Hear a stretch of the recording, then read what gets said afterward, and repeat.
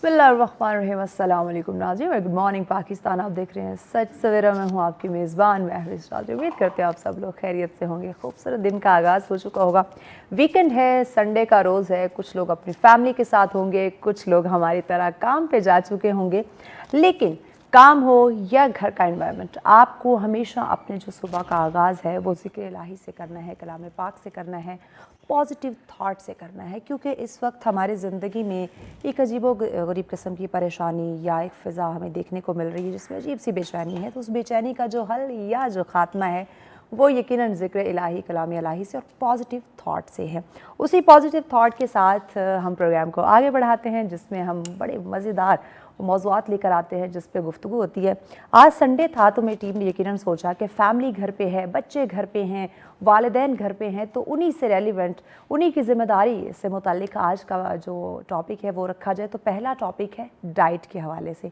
बड़ों की डाइट पे तो हम बात करते रहते हैं, लेकिन आज बात होगी हमारे प्यारे प्यारे नन्हे मुन्ने बच्चों की डाइट पे कि आया बच्चों की खुराक, उसका ख़्याल हमने कैसे रखना है, या फिर जब बैलेंस डाइट की बात होती है तो उसका ख़्याल कैसे रखा जाए। क्योंकि इस वक्त जब हम देखते हैं वर्किंग पेरेंट्स हैं, माँ की बात करें, बाप की बात करें, दोनों कामकाज में मसरूफ़ हैं। बच्चों की जब डाइट की बात आती है तो कोशिश करते हैं कि जो जल्दी बना सके या जो उन्हें बना बनाया मिल जाए वही बच्चों की डाइट में उन चीज़ों को शामिल करना शुरू कर देते हैं। लेकिन चूँकि बच्चे की वो एक नशो नुमा का वक्त होता है, उसमें डाइट का प्रॉपर ख़्याल रखना या मतवाज़न खुराक या बैलेंस डाइट रखना बहुत ज़्यादा ज़रूरी है। आया वो किस तरह उस पर तवज्जो दे सकते हैं, उनमें कौन कौन सी ग़िज़ाएँ शामिल होनी चाहिए, किन ग़िज़ाओं से हमें इज्तनाब करना है, टाइम ड्यूरेशन क्या होना चाहिए, क्वांटिटी या क्वालिटी क्या होनी चाहिए, इस पे बात करेंगे। और इस पे डिस्कशन के लिए न्यूट्रिशनिस्ट हमारे साथ हैं जी। हमारे बेशतर प्रोग्राम में हमें ज्वाइन भी करती हैं रिदा बाबर हमारे साथ। अस्सलाम वालेकुम रिदा। वालेकुम कैसी अस्सलाम। हैं आप? अल्लाह का शुक्र, आप सुनाएं। मैं बिल्कुल ठीक, बहुत शुक्रिया रिदा, वक्त दिया आपने।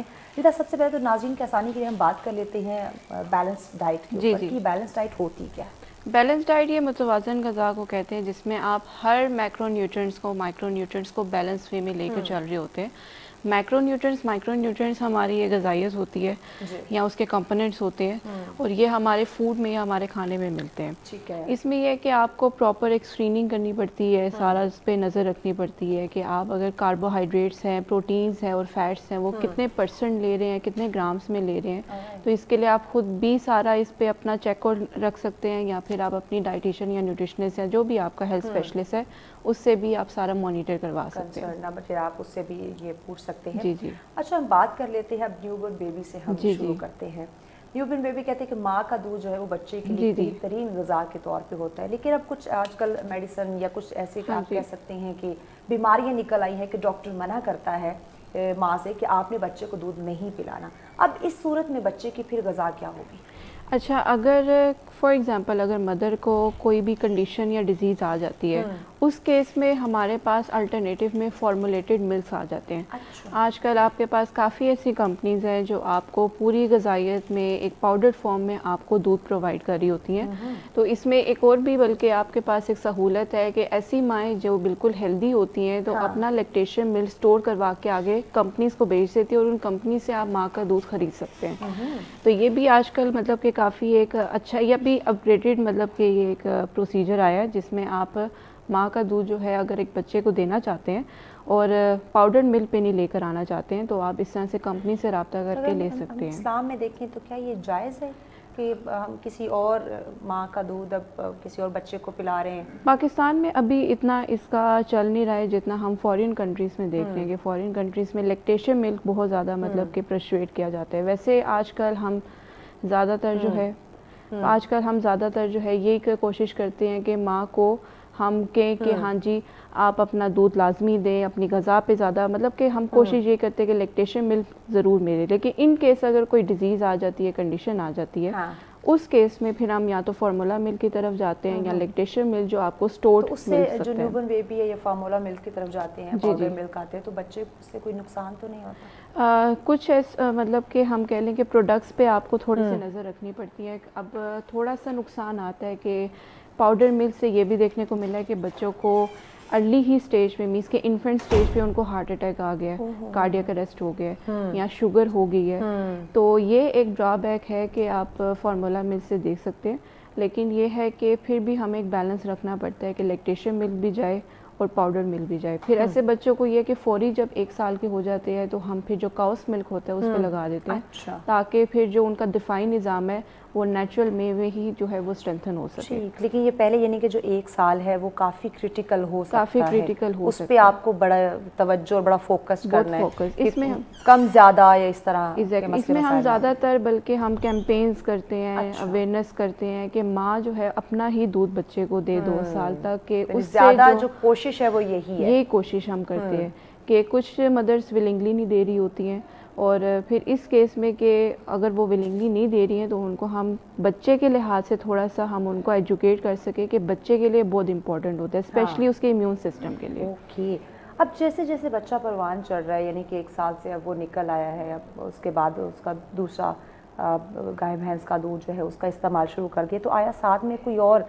ठोस ग़िज़ा का इस्तेमाल शुरू करवाते हैं बच्चों जी को? जी, आप 4 से 6 महीने के बाद बच्चे को एक ठोस ग़िज़ा पे ले अच्छा, आते हैं। यानी 4 से 6 महीने के बाद आप हाँ शुरू कर जी, सकते हैं। इवन अभी ये मैं आपको यूके रिसर्चेस के अकॉर्डिंग बता रही हूँ कि 4 महीने के बाद आप बच्चे को आहिस्ता आहिस्ता फूड पे ले आते हो।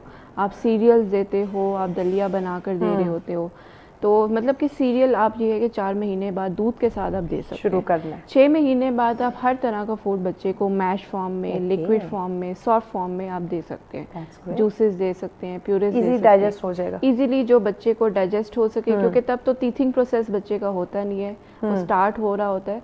उस केस में ये कि फिर आप ऐसी ग़िज़ा दें जो बच्चा इजीली निगल सके। सही। अच्छा, कुछ ऐसी माएँ जो नहीं 4 से 6 महीने की उम्र का जब बच्चा होता है तो वो ग़िज़ाएँ उन्होंने शुरू नहीं करवाई होती जी हैं। जी, क्या उन्हें अवेयरनेस नहीं है, अवेयर नहीं किया जा रहा होता कि आपका बच्चा आप ठोस ग़िज़ा डिफरेंट लिक्विड फॉर्म में जी या जी, मैश करके आप दे सकते हैं, ये उसकी बॉडी के लिए बहुत ही मुफीद साबित हो जी सकता है, जी, तो क्या माओं को अवेयरनेस नहीं है, उन्हें जी बताया नहीं वाकई जा यही रहा? बात है कि अवेयरनेस नहीं होती है यहाँ पे।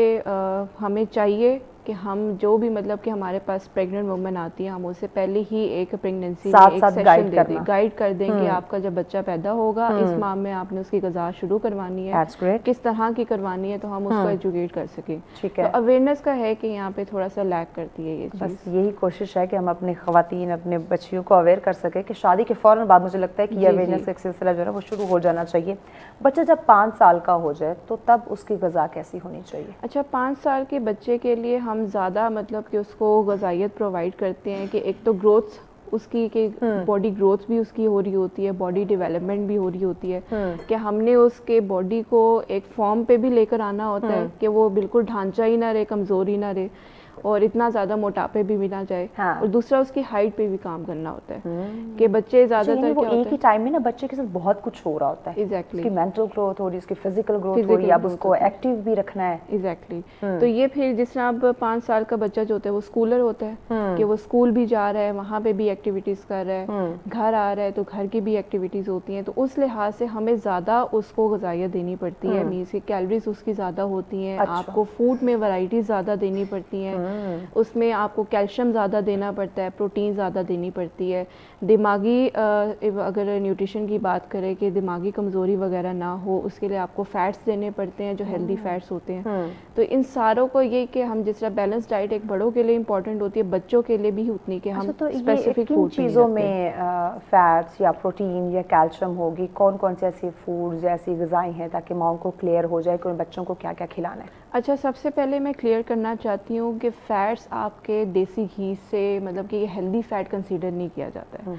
करंटली पाकिस्तान में अगर देखा जाए देसी घी मतलब कि लीडिंग, या आपका जो आ जाता है कि बनास्पति घी, ये लीडिंग एक आपके वो कॉजेज़ में है कि इससे हार्ट अटैक हो सकता है, या बच्चों में ज़्यादातर मतलब हार्मोनल इम्बैलेंसेस, फ़ैट मतलब चर्बी का बॉडी में बन जाना।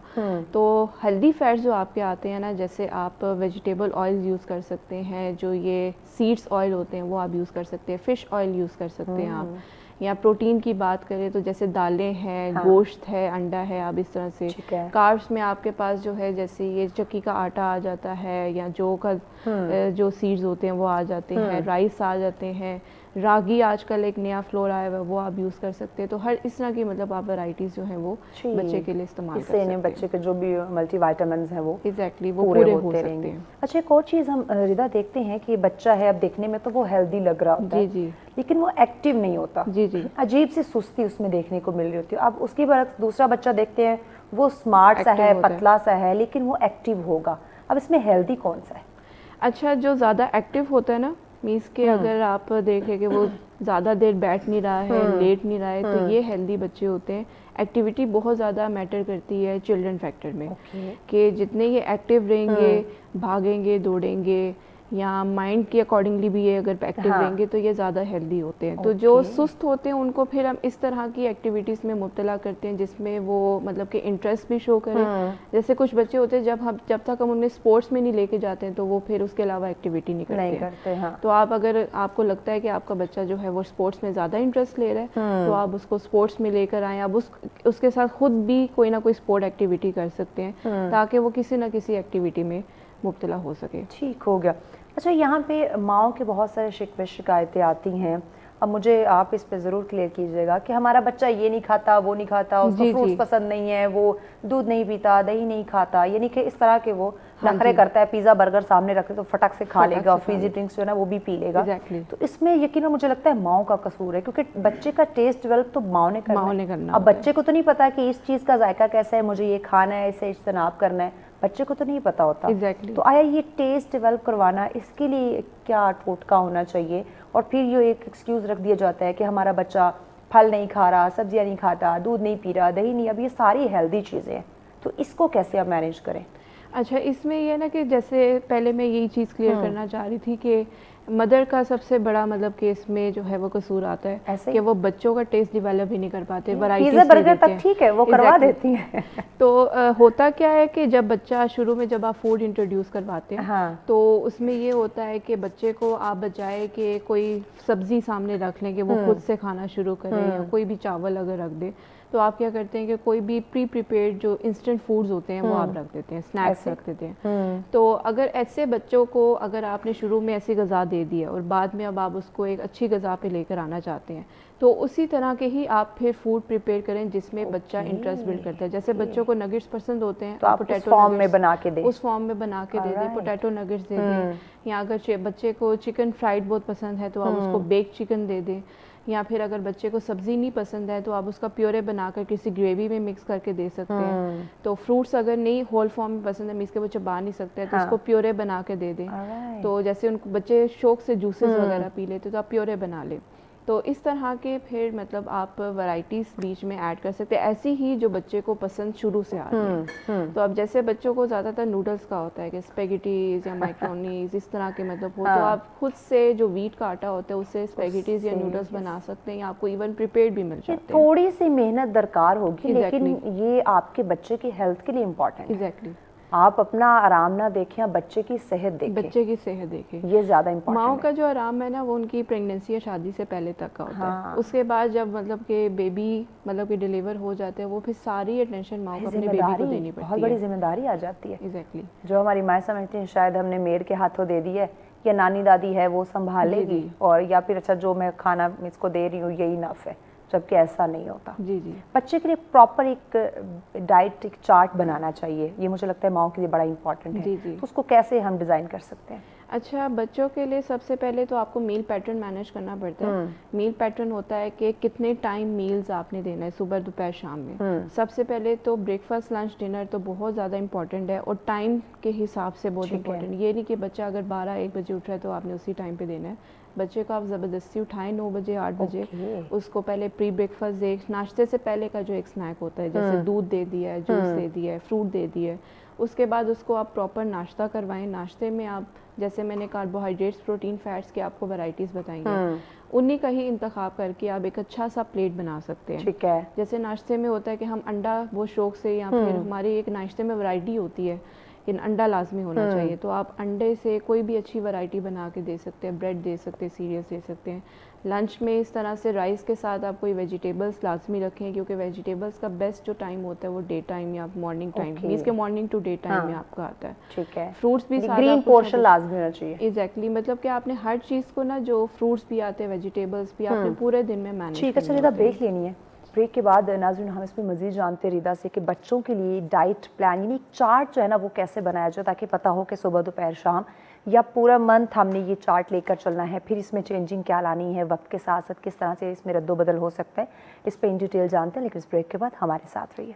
वेलकम बैक नाज़रीन, आप देख रहे हैं सच सवेरा। आज का हमारा पहला टॉपिक है बच्चों की खुराक के हवाले से बैलेंस डाइट, जो इसका ख्याल हम कैसे रख सकते हैं ये यकीनन जानना बड़ा ज़रूरी है, क्योंकि हालात जो ऐसे हो चुके हैं, माँ भी जॉब करती है, वालिद भी जॉब करता है, बच्चे पे तवज्जो देना, उसकी डाइट का ख्याल रखना और हेल्दी डाइट वेरी इंपॉर्टेंट। अब उसको कैसे उस पर मैनेज करें, ख्याल कैसे रखें, इसी पे जान रहे रिदा हमारे साथ है। रिदा, हम बात कर रहे थे मतवाज़न ग़ज़ा के हवाले से चार्ट हम कैसे तैयार कर सकते हैं, वो बात मुकम्मल कर लें। अच्छा, सबसे पहले मैं आपको बताना चाहती हूँ कि एक माई प्लेट कॉन्सेप्ट आता है आपको गूगल माई पे। Plate, my plate Alright. ये एक नाम मतलब कि दिया गया है। इसमें आपको पूरी गाइडेंस दी जाती है कि आपने अपनी प्लेट किस तरह से बनानी होती है, या इवन आपने अगर मदर को एक गाइडेंस मिल सकती है कि बच्चे की प्लेट कैसे बनानी है, गूगल पे आपको ईजिली मिल जाती है। तो इससे ये कि जिस तरह अगर आपकी प्लेट है ना, तो उसमें आपका एक पोर्शन जो है वो सीरियल का या ब्रेड का, रोटी का, राइस का होना चाहिए। एक प्लेट आपका प्रोटीन से भरा हुआ होना चाहिए, जिसमें आप अंडा, गोश्त या दाल रख सकते हैं। एक प्लेट के जो साइज़ है वो आपका वेजिटेबल्स या फ्रूट्स पे होना चाहिए, कि या तो आप सलाद रख लें या कोई ना कोई फ्रूट रख लें। और एक प्लेट का साइज़ जो हिस्सा है वो आपका होना चाहिए डेयरी प्रोडक्ट पे, जैसे योगर्ट हो गया, या आप मिल्क दे सकते हैं बच्चे को। तो इस तरह से ये आप जो 4 पोर्शंस है ना प्लेट की, आप मैनेज कर लेते हैं। बाकी अगर टाइम्स की बात करें तो आप बच्चे को पूरे दिन में 7 से 8 मरतबा लाजमी मील्स दें। स्नैक्स बीच में ज़्यादा से ज़्यादा रखें, बच्चे को थोड़े थोड़े टाइम बाद आप कुछ ना कुछ दें। और ब्रेकफास्ट, लंच, डिनर तो बहुत इंपॉर्टेंट है कि वो अपने बच्चे को लाजमी दें। ठीक। अच्छा, हम बच्चों के ना बिल्कुल उसके रूटीन को बैलेंस नहीं करते, अब इसको किस तरह से बैलेंस किया जाए? क्योंकि अब जब हम खुद खा रहे होते हैं या तब खुद खाना स्किप कर रहे होते हैं, बच्चे को भी कहीं ना कहीं किसी चीज़ों पर टरका देते हैं, लेकिन मुकम्मल उसको ग़िज़ा नहीं दे रहे होते। अच्छा, इसमें ना सबसे पहले आता है प्रैक्टिस, कि आप बच्चे को शुरू से ही 6 माह के बाद प्रैक्टिस पे लेकर आते हो कि जो भी उसके सामने आप ग़िज़ा रखेंगे वो खुद से उसको ले। अच्छा। मतलब कि शुरू से एक प्रैक्टिस स्टार्ट की जाती है। जैसे हम बच्चे को चबाने के लिए कुछ ऐसी चीज़ देते हैं कि वो चबाना सीखे, इसी तरह आप उसके सामने प्लेट भी रखते हो कि वो खुद से फूड को पिक करे और खाए। तो इसमें ये होता है कि आप कोशिश करें कि बच्चे को अपने साथ ही खाना खिलाएं, ताकि वो फैमिली में रहे, और एक वो फैमिली इन्फ्लुएंस भी आ जाता है कि कौन किस तरह से खाना खा रहा है, इंट्रैक्शन भी आ जाता है, कॉन्फिडेंस लेवल भी बिल्ड होता है। तो इसमें यह कि बच्चे को बजाय बाद में खिलाने के या पहले खिलाने के, आप अपने साथ ही खिलाएं। और कुछ ऐसे बच्चे होते हैं जो डिपेंडेंट होते हैं कि हमने माँ से ही खाना है, वही हमें फीड करे। तो उस केस में फिर मदर्स ये कर सकती हैं कि सबसे पहले बच्चे को वेल फीड करवा ले, उसके बाद फिर वो खुद इजीली जो है वो खाना खा ले। आजकल फास्ट फूड की तरफ हमारी माएँ बच्चों को बड़ा लेके जा रही हैं, फ्रिज ड्रिंक्स की तरफ बड़ा लेके जा रही है, क्योंकि हमारा भैया हमने बच्चे को इनकार नहीं करना, बड़ा लाडला बच्चा है, तो हमने बच्चे की ज़िद जो है वो पूरी करनी है। लेकिन अब बच्चे की उस वक्त ग्रोथ का वक्त है, नशो नुमा, उसकी मेंटल फिजिकल उसकी नशो नुमा हो रही है। तो आजकल हम देखते हैं कि बच्चे एक तो चिड़चिड़ेपन का हाइपर एक्टिव हो चुके हैं, दूसरे उनकी याददाश्त की कमी या एक अजीब से इस तरह की वो एक मेंटल हेल्थ के हवाले से जो ना एक इशू देखने को मिल रहा है। तो आया इसमें भी यकीनन डाइट का बहुत अहम रोल है।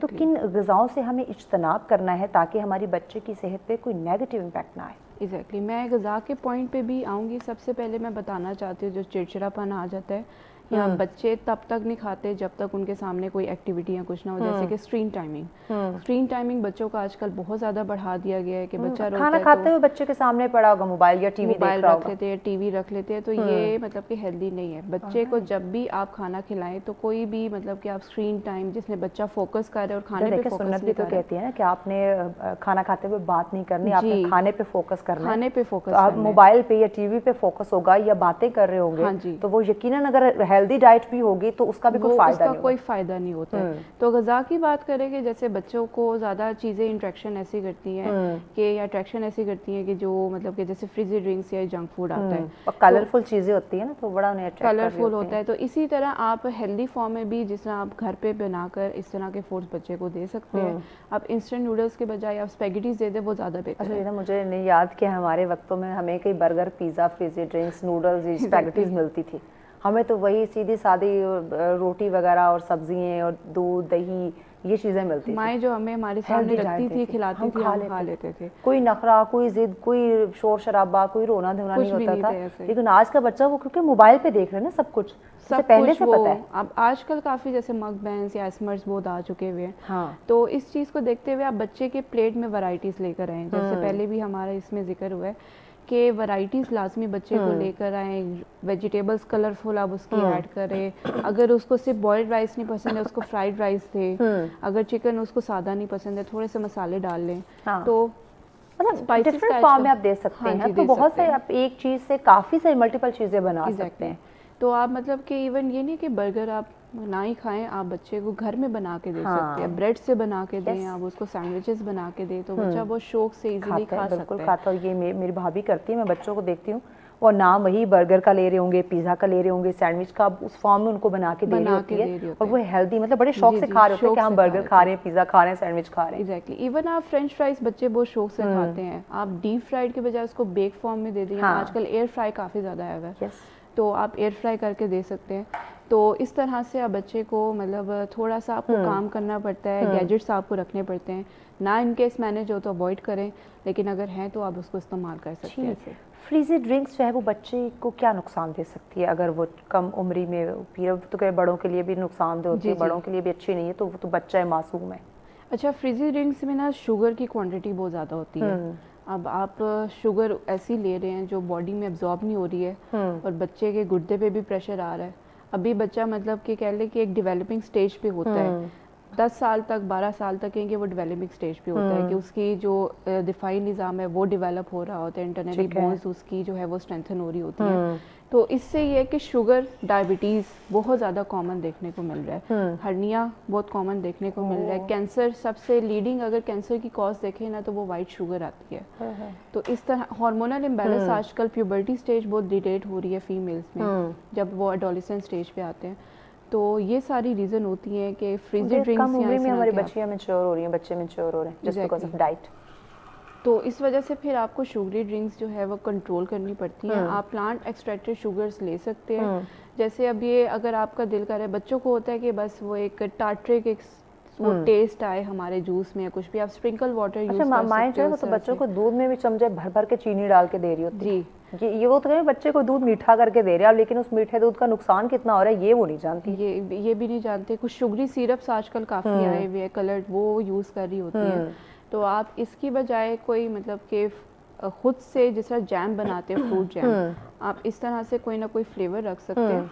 अदरवाइज ये है कि आप कोशिश करें कि बच्चे को जैसे चॉकलेट फ्लेवर में कोई सिरप दे दिया है इस तरह से, या पाउडर फॉर्म में भी आपके पास सब सप्लीमेंट भी आते हैं और टेस्ट भी उसमें फ्लेवर भी होता है, आप वो मिक्स करके बच्चे को दे सकते हैं। ठीक हो गया। बच्चे को सारा दिन बार बार खिलाते रहना, क्या इससे बच्चा सेहतमंद रह सकता है? जी जी, बच्चे को बहुत छोटी छोटी क्वांटिटी में, अगर आप जैसे मैंने बताया था 7 to 8 मील्स, 7 to 8 मील्स, तो आप बहुत कम क्वांटिटी में बच्चे को बार एकदम से बच्चे का पेट ना भरे, कि भरे भी ना हो, साथ बीच में आप फिजिकल एक्टिविटी भी रख रहे हैं, तो उससे बहुत अच्छी नशोनुमा एक बच्चे को मिलती है। तो साथ फिजिकल एक्टिविटी बहुत इंपॉर्टेंट है। मीन्स कि आप 7 से 8 जो है वो मील दे रहे हैं और बच्चे को कोई वॉक एक्टिविटी नहीं करवा रहे, तो ये फिर हेल्दी नहीं है।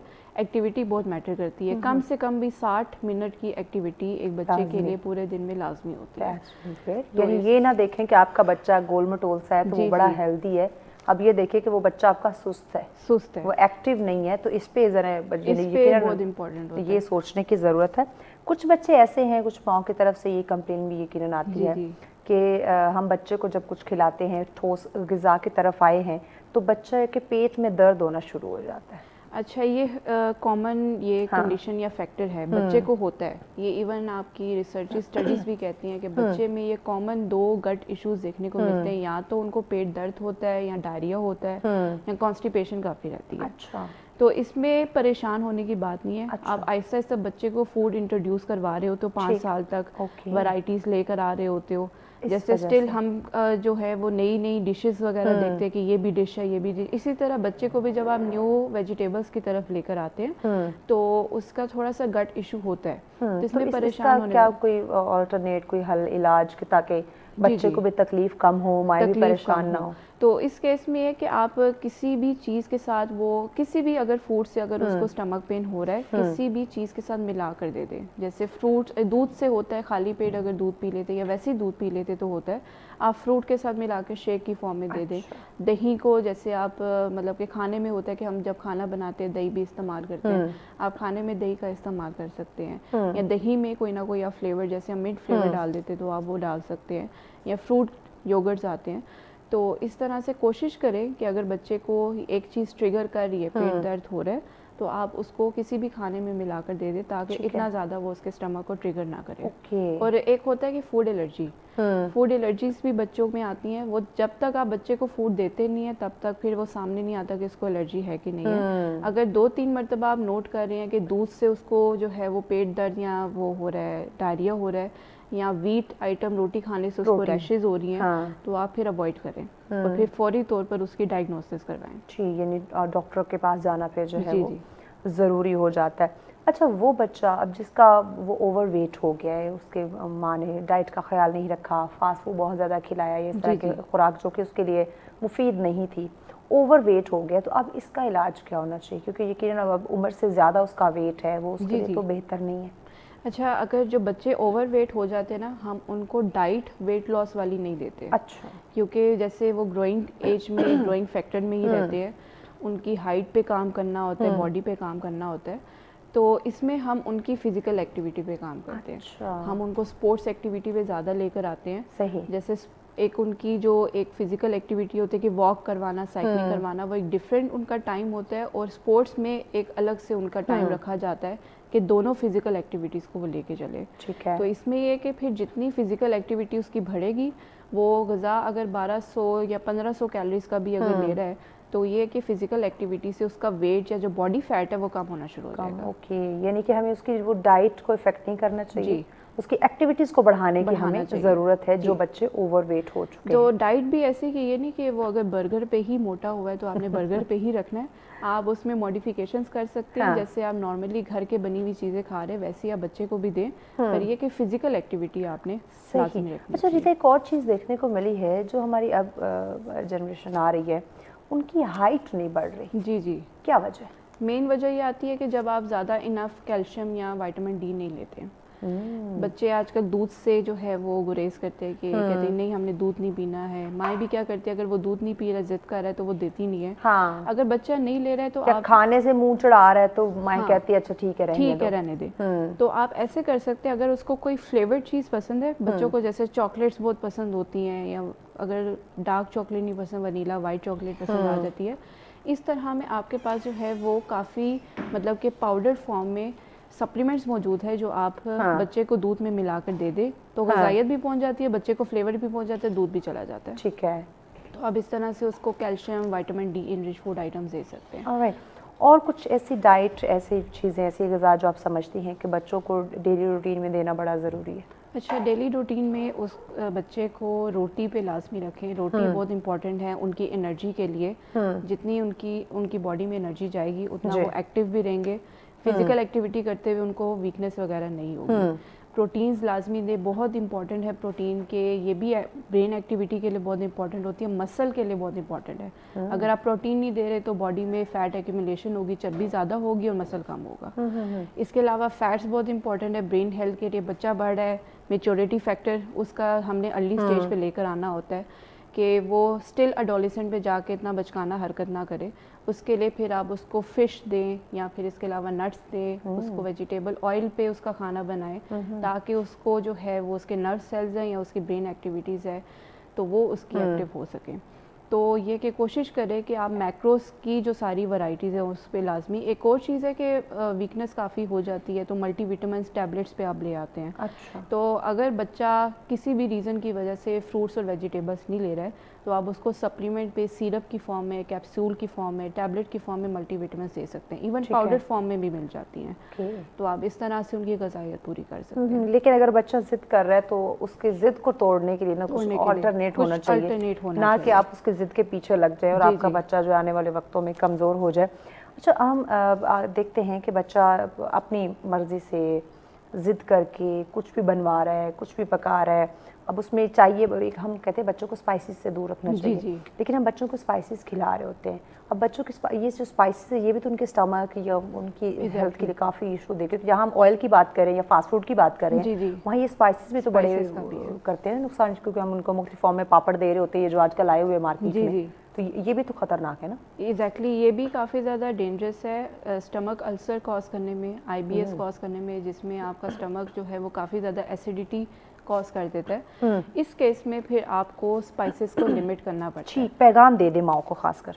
मदर्स को सबसे पहले तो मेरा पैगाम यही है, जिनके मतलब कि अभी न्यूली बॉर्न जो बेबीज़ हुए हैं, कि आप मदर फीड पे लाजमी अपने बच्चों को रखें कि मदर फीड से जितनी ज़्यादा गजाइयत एक बच्चे को मिल सकती है, तो उसके लिए आपकी भी गज़ा बहुत इंपॉर्टेंट है। तो गजाइयत मिल सकती है उतना, मतलब कि आपको पाउडर्ड फॉर्म मिल्क में या फिर भैंस के दूध में नहीं फ़ायदा नहीं होगा। और बहुत शुक्रिया रिदा वक्ती आपने।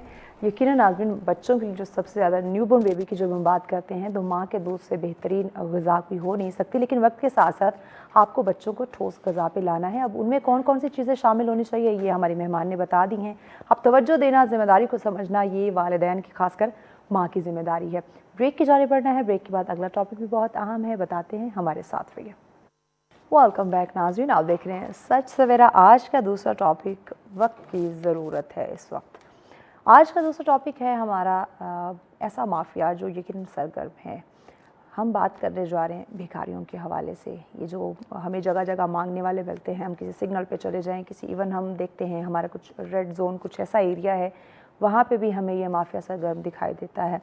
अच्छा, इस पे बात करने इसलिए ज़रूरी है कि कुछ लोग हैं जो ज़रूरतमंद हैं, लेकिन कुछ लोगों ने इसको बिज़नेस बना रखा है। अब बिज़नेस वालों के लिए तो ये एक बड़ी अच्छी चीज़ है, लेकिन अब हम देखते हैं एक माइंडसेट बन चुका है कि ये बिज़नेस है, हमने किसी की हेल्प नहीं करनी है, हमने किसी को कुछ देना नहीं है, तो इस आड़े में जो ज़रूरतमंद है वो भी रह जाता है। तो ये जानना बड़ा ज़रूरी है कि मुल्क में ये दिन ब दिन ये भिखारियों का राज या माफिया का राज ये क्यों होता जा रहा है। क्या कानूनी तौर पे इन पे कोई कार्रवाई नहीं की जाती? क्या ये इतना स्ट्रॉन्ग हो चुका है कि इनके हवाले से कोई बात नहीं कर रहा, या कोई रोक का जो एक कहते हैं कि किसी चीज़ को रोक लेना हो, उसको कंट्रोल कर लेना, वो ये अमल नहीं हमें देखने को मिल रहा है। तो इसके पीछे रीज़न क्या हो सकती है, इस पे आज हम बात करेंगे, क्योंकि आपके मुल्क को, आपके माशरे को ये लोग काफ़ी इफ़ेक्ट करते हैं। और इवन कुछ ख़बरें भी हमारे सामने आई बैरून ममालिक में भी आपके पाकिस्तानी ये जो माफिया है, ये जो भिखारी हैं, वो गए हैं और वहाँ भी आपके मुल्क का नाम जो है वो बदनाम हुआ है। तो ये कि एक जगह, एक एरिया तक ये बात जो है वो नहीं रुकती, ये ना सिर्फ नेशनली बल्कि इंटरनेशनल लेवल पे भी ये लोग आपके मुल्क का नाम ख़राब करते हैं। तो इसी पे बात करेंगे और इस पर डिस्कशन के लिए मेहमान हमें ज्वाइन कर चुके हैं। आप डिस्ट्रिक्ट बार के प्रेसिडेंट हैं इस्लामाबाद के और एडिशनल सेक्रेटरी ह्यूमन राइट्स हैं जी। हमारे साथ हैं राजा शकील अब्बासी साहब जो कि एडवोकेट है। अस्सलाम वालेकुम, कैसी हैं आप? जी, अल्लाह का करम। बहुत शुक्रिया वक्त दिया आपने। राजा साहब, बताइएगा कि ये जो भिखारी है, गदागरी की हम बात करते हैं, आया ये पेशा है या मजबूरी इसको हम कहें? बिस्मिल्लाहिर्रहमानिर्रहीम। सबसे पहले मैम आपका और सच टीवी का शुक्रिया कि आपने मुझे मौका फ्राहम किया कि आज एक अहम मौजू पे डिस्कस किया जाए। इसमें बुनियादी तौर पे जो बैगिंग है वो इलीगल एक्ट है एक बुनियादी तौर पे। फिर उसके बाद ये बैगिंग के जो बहुत सारे एस्पेक्ट्स के साथ साथ बहुत सारा माफिया है जो कि इनको वो सारा कुछ आगे लेके जा रहे हैं। फिर इसके अलावा फिर ये भी है कि इस माफिया के आगे रूट्स भी हैं। फिर ये यहाँ तक ही नहीं ख़त्म होता है, फिर ये आगे जो चाइल्ड ट्रैफिकिंग और फिर उसके अलावा और इलीगल एक्टिविटीज़ हैं उसमें भी इन्वॉल्व हैं। तो जिस तरह आपने कहा कि जो कुछ लोग हैं वो मजबूर होते हैं, इसमें नो डाउट कि कुछ ऐसे लोग होते हैं जो डिज़र्विंग होते हैं, जो हमारे माशरे का एक हिस्सा होते हैं और उनकी हेल्प करना हमारा जो है वो इखलाकी भी और मैं समझता हूँ कि एक इंसान होने के नाते फ़र्ज़ बनता है। लेकिन बहुत सारे ऐसे फैक्टर हैं जिसमें ये एक प्रोफेशन बन चुका है और इस प्रोफेशन में एक बहुत सारा माफिया है। आप अगर इस्लामाबाद में देख लें तो आए दिन आप देखते हैं कि आप अगर ट्रैवल कर रहे हों शारों पे, शराब पे, इसके अलावा स्ट्रीट्स पे बहुत सारे अफराद हैं जो भीख मांग रहे होते हैं और उनमें बहुत सारे ऐसे होते हैं जो बिल्कुल डिज़र्व करते हैं, इसमें कोई शक नहीं है।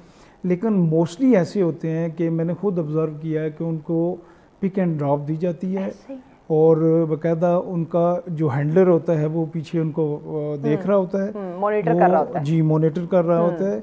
और जो उनकी अर्निंग होती है फिर उस अर्निंग में से उनका वो थोड़ा सा माइनर सा हिस्सा होता है जो जिनसे बैगिंग करवाई जाती है, जबकि इनफैक्ट वो सारी जो इनकम होती है वो उस हैंडलर और उसके जो पीछे माफिया होता है उसके पास चली जाती है। ठीक हो गया। आया। अच्छा, अब हमें कैसे पता चलेगा, अब जो सिग्नल्स भी ट्रैवल करें या जो भी कोई खैरात देना चाहता है, वो इस बात का तयन कैसे करेगा कि मुझे ये जो मैं जिसकी मदद कर रहा हूँ ये वाकई मजबूर है या ज़रूरतमंद है या इसका ताल्लुक किसी माफिया से है? इसमें बुनियादी तौर पर मैं समझता हूँ कि ये है कि मुख्तलिफ इदारे बने हुए हैं। अच्छा। जिस तरह पाकिस्तान बैतुल माल है, इसी तरह बेनज़ीर इनकम सपोर्ट प्रोग्राम है, या और बहुत सारे जो NGOs हैं, उन्होंने अपने मुख्तलिफ जो हैं वो सेंटर्स कायम किए हैं। ठीक है। मैं ये समझता हूँ बुनियादी तौर पे उनकी हेल्प करनी चाहिए और उनको ये डोनेशन देनी चाहिए ताकि वो जो इस बैगिंग ज़रूरतमंद लोगों तक जी पहुंचा बैगिंग सकें। जो फैक्टर है इसको ख़त्म करने के लिए वो अपना रोल अदा करें। और फिर इसके अलावा ये है कि आप अगर जिस माशरे में रहते हैं, जिस एरिए में रहते हैं, आप लोगों को रोज़ाना आपसे उनकी मुलाकात होती है, आपसे उनकी गुफ्तो शनीद होती है, फिर इसके अलावा आप उनके हालात कार से आप वाकिफ़ होते हैं। तो मैं ये समझता हूँ कि इसके लिए ज़रूरी है कि सबसे पहले आप अपने इर्द गिर्द अपने रिश्तेदारों, अपने जो आपके करीब तरीन लोग हैं उनकी हेल्प करें, और वो डिज़र्विंग भी होते हैं। और बहुत सारे जो मैं जिस तरह पहले कहा कि माफिया जो है वो तो उनका तो काम ही एक प्रोफेशन है ना, अब वो प्रोफेशन में वो अर्न करके वो डिज़र्विंग लोगों तक जाता भी नहीं है। अच्छा, कितने ऐसे जब हम सिग्नल पे खड़े होते हैं, हम बच्चों से जब पूछते हैं कि आप स्कूल क्यों नहीं जाते या आपके वालिदैन कहाँ पे हैं, आप क्यों यहाँ पे काम कर रहे हैं, वो जवाब देने से कतराते हैं, वो आपसे चले जाते हैं। या ऐसी कुछ ख़वातीन से मैंने कहा आप लोग क्यों मांगते हो, क्योंकि छोटे छोटे उन्होंने ना बच्चे, न्यूबॉर्न बेबी उन्होंने उठाए होते हैं या प्रेग्नेंट वुमेन्स होती हैं, उनसे जब मैंने कहा कि आप क्यों ये कर रहे हैं, आप किसी घर में काम कर ले, वो भी जवाब देने से कतराती और आपसे चली जाती, बजाय कि वो मतलब वहाँ, क्योंकि नॉर्मली देखा है वो चिपक जाते जब तक आप उन्हें कुछ देते नहीं है। लेकिन जब मैंने ये सवाल किया कुछ लोगों से, उन्होंने बगैर कुछ लिए मुझसे वो उन्होंने वहाँ से जाने की जो है ना ये चीज़ मुनासिब समझी। तो यानी हम कह सकते हैं कि वो माफिया है। जी जी बिल्कुल 100% जो आपने कहा है ना, इसी तरह के वो एक माफिया है। वो चीज़ें उनको पहले उनको वो एक किस्म का सारा कुछ समझा के उनकी जो ट्रेनिंग है और माइंड सेट उनका करके बुलाते हैं कि आपसे अगर कोई पूछे भी आपने कुछ जवाब नहीं देना, आपने रिक्वेस्ट करनी है और उसके बाद अगर कोई पूछे तो आपने वो छोड़ देना है। इस सिलसिले में मैं ये समझता हूँ ना कि इसमें बहुत सारी जो माशरे की हमारी अपनी कोताहियाँ हैं, उसमें हमारी इन्फोर्समेंट जो एजेंसीज होती हैं उनका भी रोल होता है। उसमें पुलिस भी है, बाकी भी, चूँकि 1958 से एक बैंकिंग एक्ट जो है वो बना है, और उसमें उस पर काम नहीं हो रहा है, उस पर इम्प्लीमेंट नहीं होता है। और फिर इसके अलावा दूसरी ये बात है कि इन चीज़ों को कर्टेल करने के लिए, इन चीज़ों को ख़त्म करने के लिए ये ज़रूरी है कि गवर्नमेंट लेवल पे भी कोई ऐसे इंस्टीट्यूशन, ऐसे इदारे, ऐसे जो कोई इंस्टीट्यूशन बनाए जाएं जिससे इनकी हेल्प आउट भी हो। ऐसे ही है। बुनियादी तौर पे जो बैगिंग के बहुत सारे फैक्टर के साथ साथ सबसे बड़ा फैक्टर जो है वो जो पॉवर्टी है, गुर्बत है, वो है, और फिर अनएम्प्लॉयमेंट है, फिर इसके अलावा आपके सोर्स ऑफ इनकम ना होने की वजह से, और फिर इसके अलावा इसमें और सारे फैक्टर, बहुत सारे फैक्टर भी ऐड हो जाते हैं, जिसमें एडिक्ट जो लोग हैं, नशेई लोग हैं, वो भी इसमें शामिल हो जाते हैं। फिर ये करते करते एक माशरे में बहुत सारा इसका फैलाव शुरू हो जाता है। सही। अच्छा रश साहब, एक और चीज़ देखिए, आपने बेरोज़गारी का, महंगाई का जिक्र किया तो मेरे माइंड में वो चीज़ आई कि जहाँ हम देखते हैं कि ये अनपढ़ लोग या जो गरीब तबका इस तरह का एक माफिया सरगर्म है, वहीं पे मुझे कुछ, में आपने भी यकीनन देखे होंगे, नाज़रीन ने भी देखे होंगे, कुछ ऐसे लोग यंगस्टर्स हमारे जो कि अच्छे खासे वेल ड्रेस्ड अप होते हैं, वो भी हेल्प मांग रहे होते हैं। ऐसा क्यों? इसकी भी बुनियादी वजह यह है कि उनकी maybe there is a possibility कि उनके घर में उनकी वो जो उनकी ज़रूरियात हैं वो पूरी ना की जा रही। वो हम कह सकते हैं कि मजबूर या ज़रूरतमंद हो सकते हैं। लेकिन ये है कि बहुत सारे ऐसे भी होते हैं जो ज़रूरतमंद नहीं होते हैं, वो मतलब उनका भी एक पेशा है। फॉर एग्जांपल आप ये कहते हैं कि एक नौजवान लड़का जो आके मांग रहा है, अगर वो उसमें अल्लाह ताला ने उसको सेहत दी है तो वो मजदूरी कर ले, वो कहीं जाके गाड़ी वाश कर ले, वो कहीं जाके होटल पे काम कर ले, कहीं किसी शॉप पे काम कर ले, लेकिन वो इस तरह नहीं करेगा कि नहीं वो करेगा, बैगिंग करेगा, उसमें वो भी एक फैक्टर है। लेकिन बाज़ चीज़ें ऐसी होती हैं, बाज़ ज़रूरियात ऐसी होती हैं कि जिनको पूरा करने के लिए आपके पास वसाइल नहीं होते हैं, तो वो बाज़ ऐसे मजबूरन, मैं समझता हूँ कि कोई किसी के आगे हाथ जो फैलाता है वो मजबूर होकर फैलाता है, कोई वैसे खुशी से नहीं होता है। ये माफिया के अलावा में गया, माफिया के अलावा अगर कोई हाथ फैला रहा होगा तो वो बहुत मजबूर, यानी कि बहुत रेयर होगा और आखिरी हद पे जाके कहीं वो ऐसा करेगा।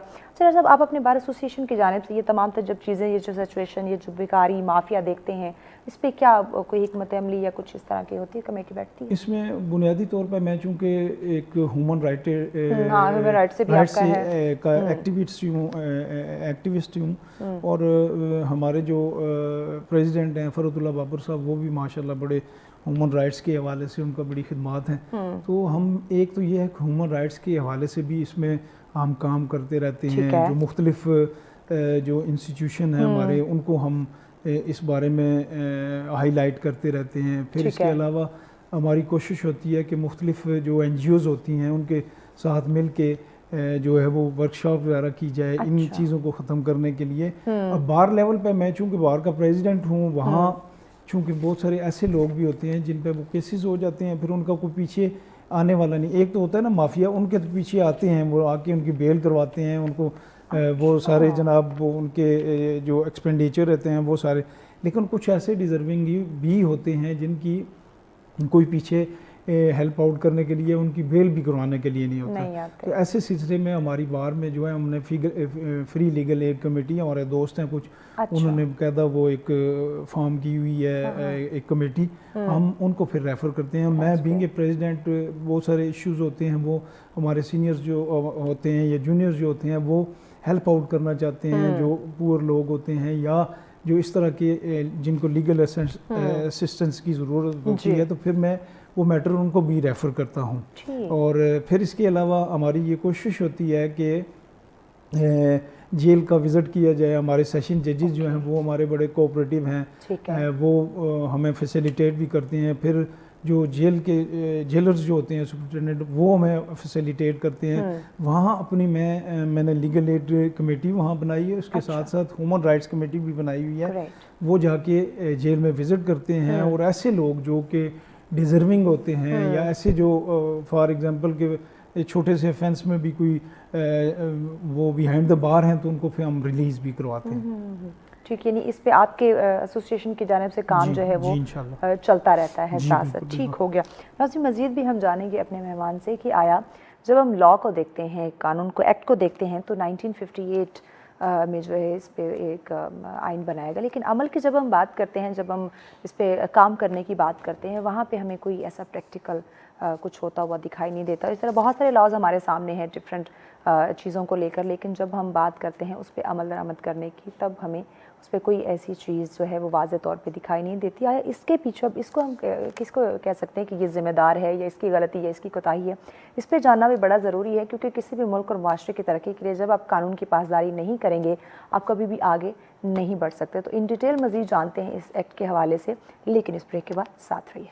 वेलकम बैक नाज़रीन, आप देख रहे हैं सच सवेरा। आज का हमारा दूसरा टॉपिक जिस पर हम डिस्कशन कर रहे हैं, मुल्क में जो इस वक्त भिखारियों का राज है, ये यकीनन बहुत सारे जुराइम को बढ़ावा दे सकता है, आपके माशरे में बहुत सारे इंतशार का जो है ये बायस बन सकता है। तो इसको रोकना जो है वो यकीनन बहुत ज़्यादा ज़रूरी है। हम जब कानून की बात करते हैं, हमें एक्ट की बात करते हैं, बहुत सारे ऐसी लॉज हमें देखने को मिलते हैं, लेकिन जब हम अमल की बात करते हैं वहाँ पे बहुत सारे सवाल खड़े हो जाते हैं। इसी पे बात करें, राजा शकील अब्बासी साहब हमारे साथ मौजूद है। राजा साहब, हमने ब्रेक पे जाने से पहले नाज़रीन के सामने एक सवाल रखा था, वही आपके सामने रखती हूँ कि जो एक्ट आया था 1958, उस पर अमल क्यों नहीं हो सका अब तक?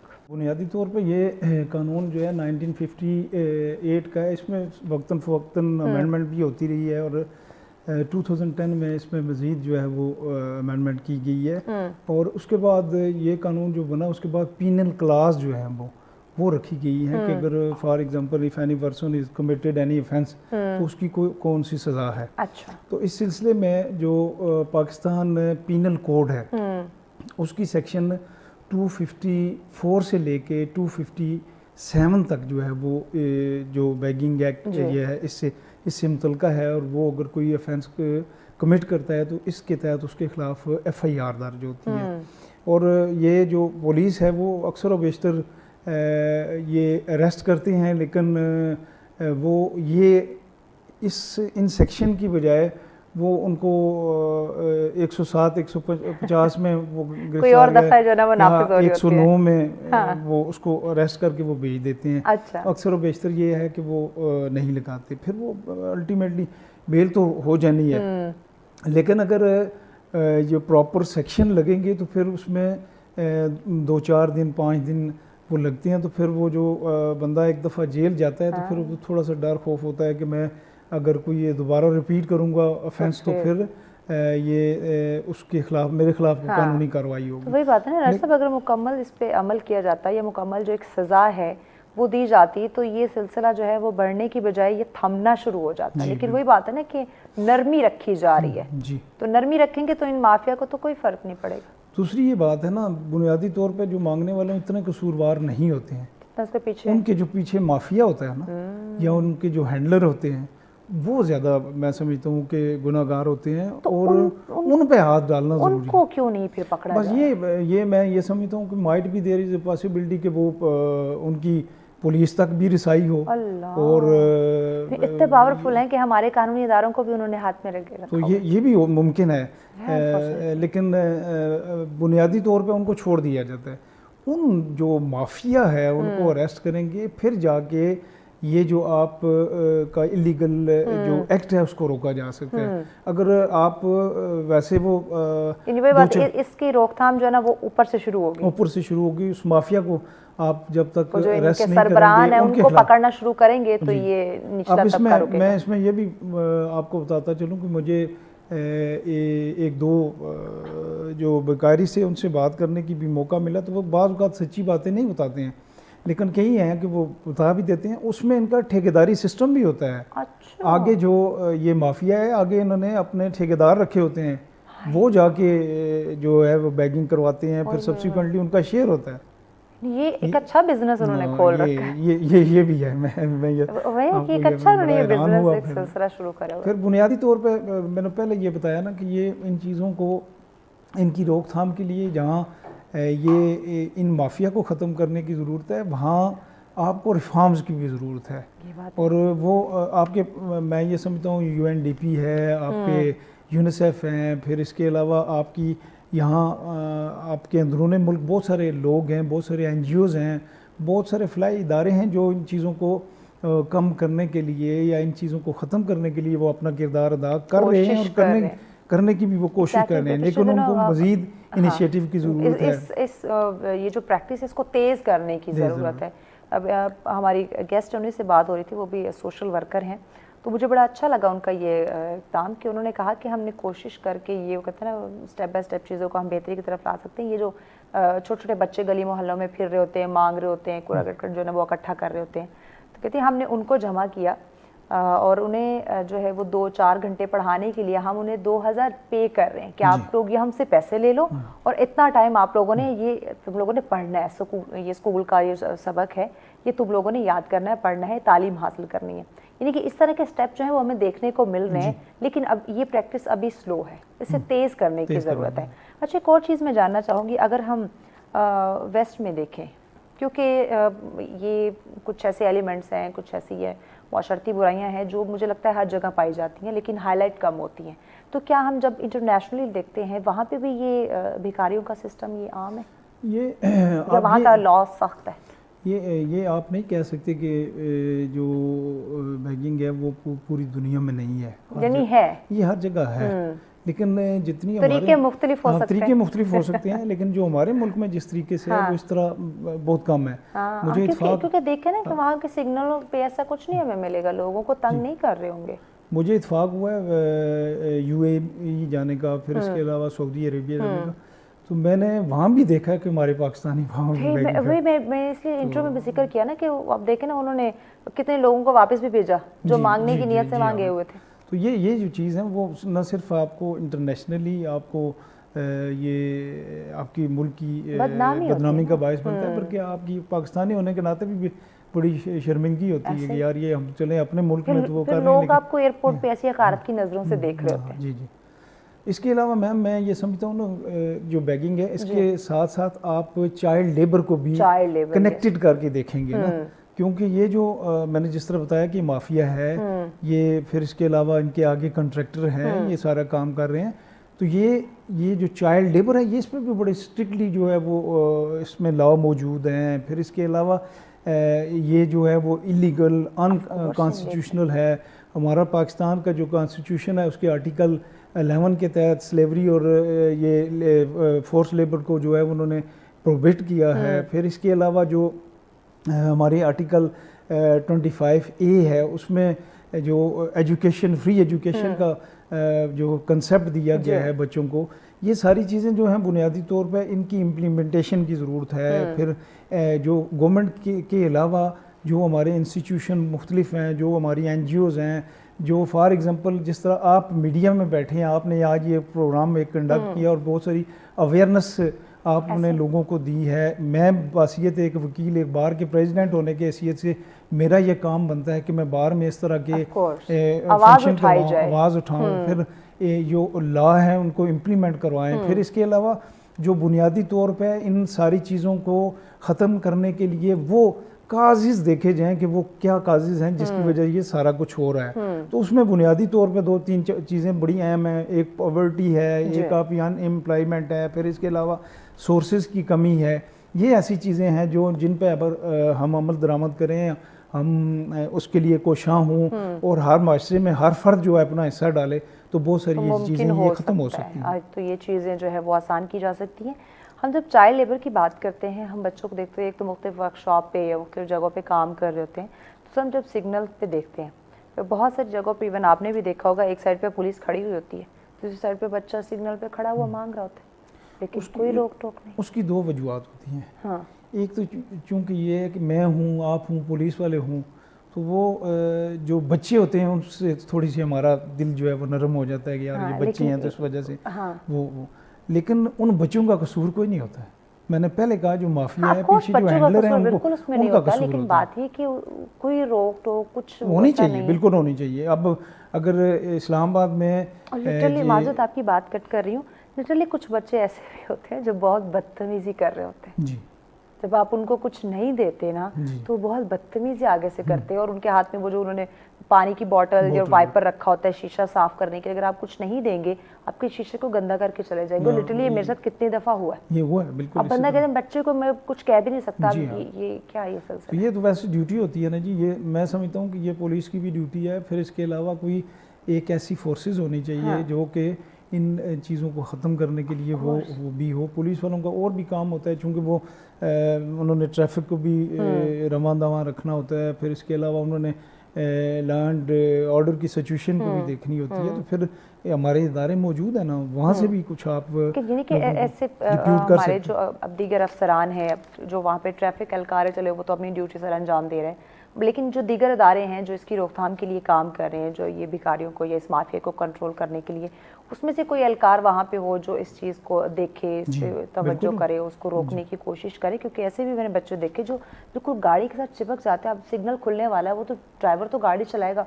ऐसे गाड़ी के साथ जो खासकर बड़ी गाड़ी होती है उनके साथ वो चिपक जाते हैं, अब उनको नुकसान हो सकता है, जिंदगी उनकी एक्सीडेंट का यही ना सिर्फ बच्चे के लिए, वो गाड़ी वाले के लिए नुकसान का बाइस बन सकता है। बिल्कुल ठीक है, बट इन चीज़ों को हम नहीं देख रहे होते, ये इनको रोकना चाहिए जी। मैं ये समझता हूँ कि ये जो हमारी फोर्सेस हैं या एजेंसीज हैं उनको भी ये करना चाहिए। फिर इसके अलावा जो इदारे बिलखुसूस इसके लिए वो काम कर रहे हैं उनको भी देखना चाहिए। और भाई ये अगर ये मुसलसल मैं समझता हूँ 1 माह अगर वो इस पे इम्प्लीमेंट करें ना तो बहुत सारी चीज़ें जो है वो आपकी खुद वही बात है ना कि कानून लॉ आपके पास मौजूद है, अब कुछ टाइम के लिए आप स्ट्रिक्टली जो है ना वो अमल करना शुरू कर दें, आप उस पर एक्शन लेना शुरू कर दें, आहिस्ता आहिस्ता ये चीज़ें खुद कम होना शुरू हो जाए। लेकिन बात वही ना कि आगाज़ तो करें ना, फर्स्ट स्टेप जो है ना वो तो लें। अब वो उसके इंतज़ार में कि पहला स्टेप कौन लेगा।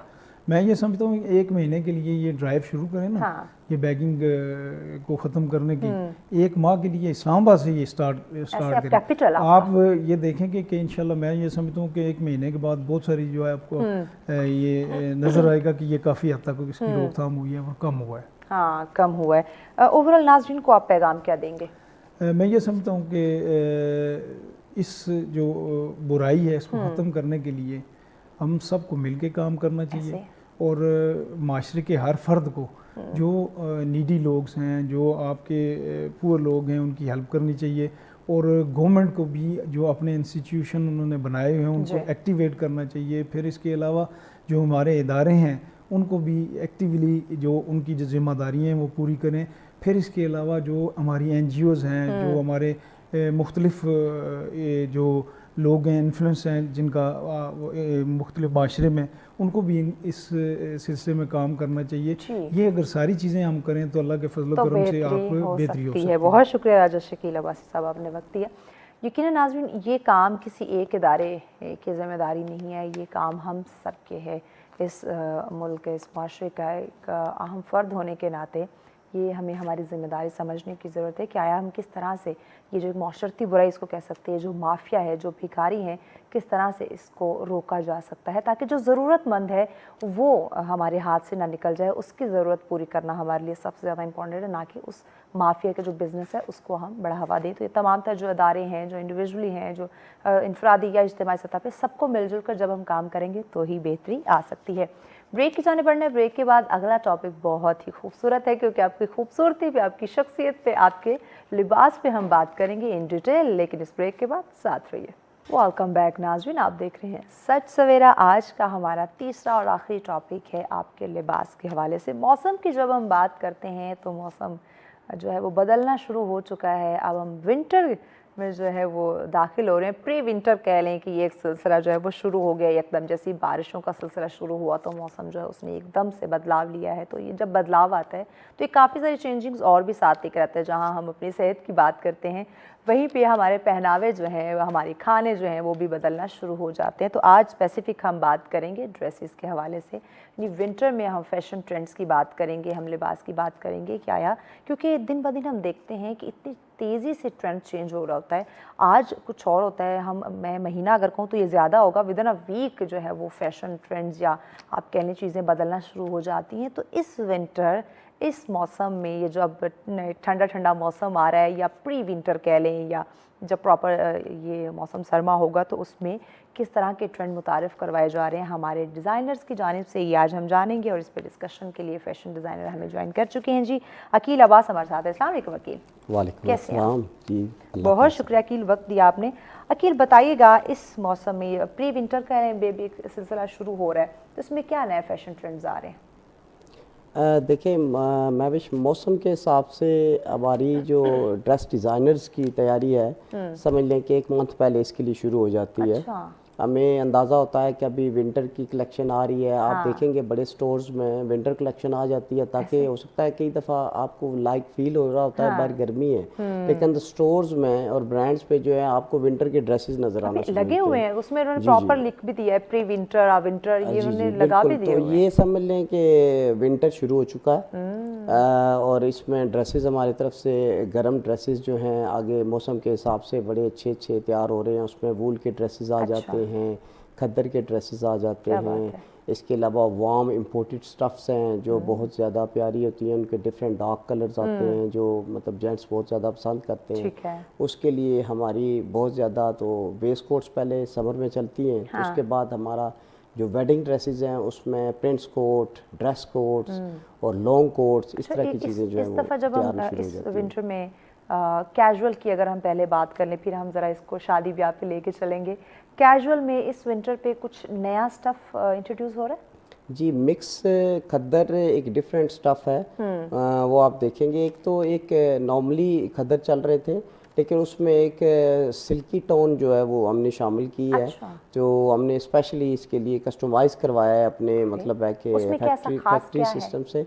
उसमें यह है कि आपको एक खद्दर की टोन तो मिलती है, सर सिल्की टोन भी आती है उसमें, क्योंकि नॉर्मल कहते खद्दर थोड़ा टफ होता है, उसमें उनमें आपने वो हमने फैब्रिक तैयार किया है जो इसमें आपकी सिल्की टोन आती है, जिसमें यानी कि आप उसको मतलब आप पहन सकते हैं वेडिंग ड्रेसेस के लिहाज से भी, आप चाहें तो पहन सकते हैं और नॉर्मली भी आप पहन सकते हैं। बहुत अच्छा मतलब है। और एक सिल्क आ रही है, पहले एक रॉ सिल्क होती थी जो ओनली मेल कलेक्शन में। जी जी, ये नई कलेक्शन है और उसमें भी वो विंटर के लिहाज से सिल्क है जो थिक होती है माशाल्लाह। सिल्क लिबास पहनती हैं, लेकिन मर्दों के लिए भी सिल्क आ रही है। हाँ, मर्द तो बहुत ज़्यादा पहनते हैं, बहुत फैशन है, मर्द जो है वो फैशन में बहुत आगे आ गए हैं अब।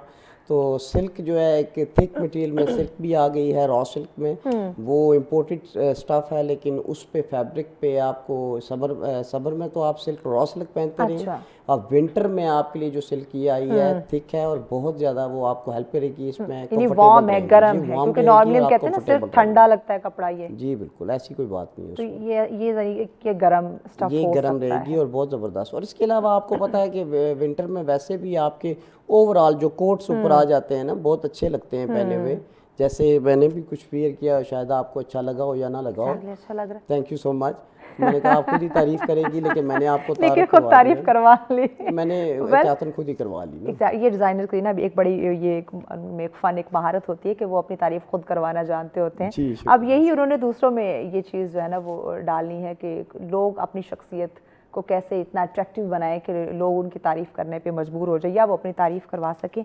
अच्छा, अब यहाँ पे बात करते हैं जिसमें मुख्तलिफ स्टफ़ आ रहे हैं, इसके साथ अब कलर्स की जब हम बात करते हैं, क्योंकि हम समर की और जब विंटर के कलर्स देखते हैं तो काफ़ी डिफरेंट देखने को मिलते हैं जी, बहुत ज़्यादा। तो इस दफ़ा विंटर में जो है वो किन कलर्स पे ज़्यादा फोकस किया जा रहा है? जेंट्स में प्लम कलर, इंडिगो बहुत ज़्यादा इन है, बहुत ज़्यादा पहन रहे हैं इसको, डार्क ब्राउन, ब्लैक तो आपको पता है मोस्टली चलता ही है, वो तो हमेशा, वो तो लोग उसमें गर्मी सर्दी नहीं देखते, वो तो सबका कुछ नहीं फेवरेट। देखा जाता। प्लम कलर और इसके अलावा डार्क ब्राउन कलर और मस्टर्ड कलर बहुत ज़बरदस्त है। आप ये देखेंगे मस्टर्ड कलर जेंट्स आप पहन रहे हैं तो वो बड़ा डिफरेंट सा कलर है, ऐसे डिफरेंट है। हाँ डिफरेंट है। और ऑरेंज और मस्टर्ड का मिक्स एक टेक्सचर आया, मैं तो उसको नाम भी नहीं आप दे सकता अभी आपके सामने, वो अगर आप देखें तो आप चेक करेंगे कि ना उसको मस्टर्ड कहा जा सकता है ना ऑरेंज कहा जाता है, लेकिन बहुत प्यारा कलर है। क्या बात।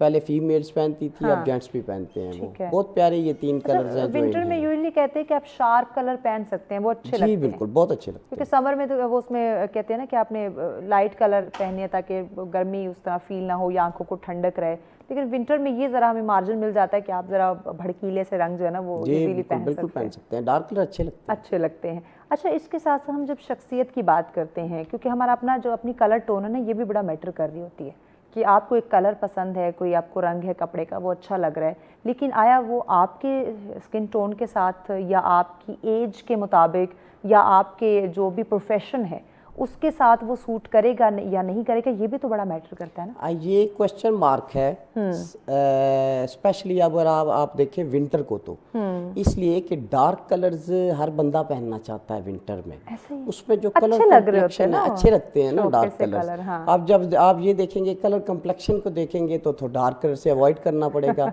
लेकिन मैं ये समझता हूँ कि अगर आपकी कलर कम्प्लेक्शन डल भी है तब भी विंटर में आपको गुड लुकिंग आप नजर आएंगे अगर आप डार्क कलर पहनेंगे तो। ठीक है, बहुत ज्यादा डार्क ना पहने, मिड कलर पहन सकते हैं आप, लेकिन यह है कि मीडियम कलर पहने, वो लाइट तो पहन नहीं सकते, लाइट इतने अच्छे नहीं लगते।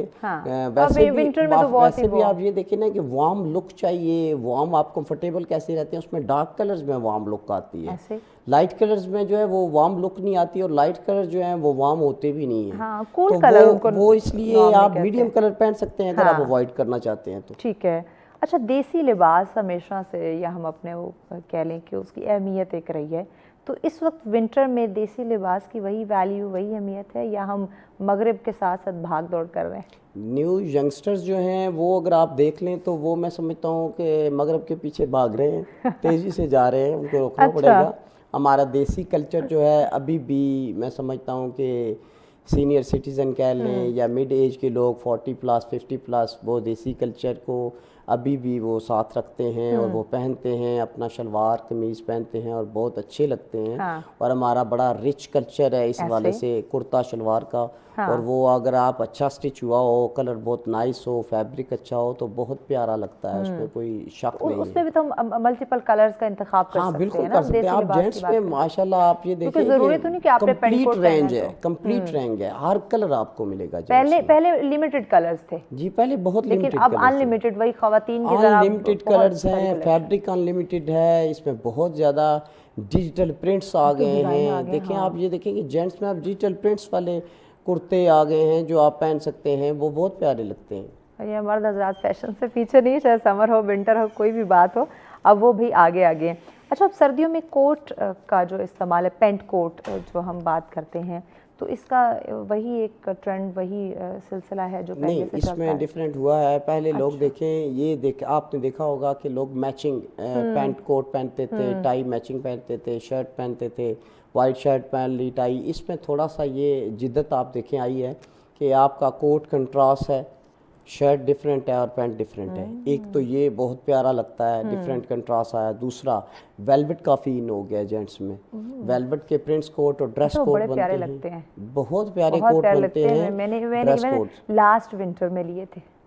हाँ, वेलवेट वेलवेट बहुत के चार्मिंग कोट चीज़ है, बहुत खूबसूरत बहुत लगते हैं। चार्मिंग है, और ये जेंट्स लेडीज़ दोनों में मकबूल है। और ये सूट आप करते चेक करें कि इसको किसी दौर में हमारे बड़े बुजुर्ग जो elegant हैं लगते हैं। वो वेलवेट यूज़ करते थे, और ये बहुत पुरानी ट्रेंड है वेलवेट का, लेकिन ये अभी तक ख़त्म नहीं हुआ। अच्छा, ये इसकी अभी तक हम बात वही करते हैं जिद्दत ना, वो बरकरार है। सिल्क की आपने बात की थी, या ये जो हम वेलवेट की बात कर रहे हैं, ये वाकई एक कदीम ज़माने से चलती है। बीच में थोड़ा सा लोगों ने इसको वो किया कि नहीं, अवॉइड किया था, बिल्कुल। एक एरा आया था जिसमें अवॉइड हुआ था, बिल्कुल एग्जैक्टली। और अब देखें सबसे एक्सपेंसिव ये दोनों चीज़ें हैं। सबसे एक्सपेंसिव है, और अभी तक इसकी जो है वो अब डिमांड ज़्यादा बढ़ गई है। डिमांड बहुत ज़्यादा बढ़ गई, इसकी प्राइसेस बढ़ प्राइस वही बात है ना कि इसकी हाई प्राइसेस हो गई हैं, इसकी डिमांड बहुत ज़्यादा हो गई। लोगों ने लेना भी सिल्क और वेलवेट है, लेकिन वो बहुत ज़्यादा हाँ, महंगी भी हो बिल्कुल, चुकी है, बिल्कुल। जिससे ये हमने कहा था आजकल कि तो तो ठीक पुराने ज़माने की अब कौन इस्तेमाल करेगा।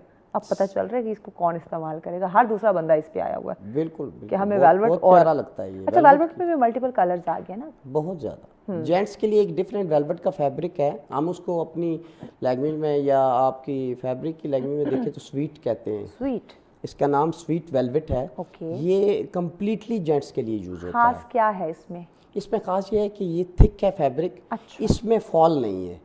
देखिए, जब फॉल होती है तो उसमें आपका जेंट्स को आपको पता है कि खड़ी लुक की चीज़ चाहिए ना। देखिए मैंने अब ये कोट पहना हुआ है, ड्रेस कोट पहना है, तो इसमें खड़ी लुक रखने के लिए हमें मटेरियल लगाना पड़ेगा अंदर, ठीक है।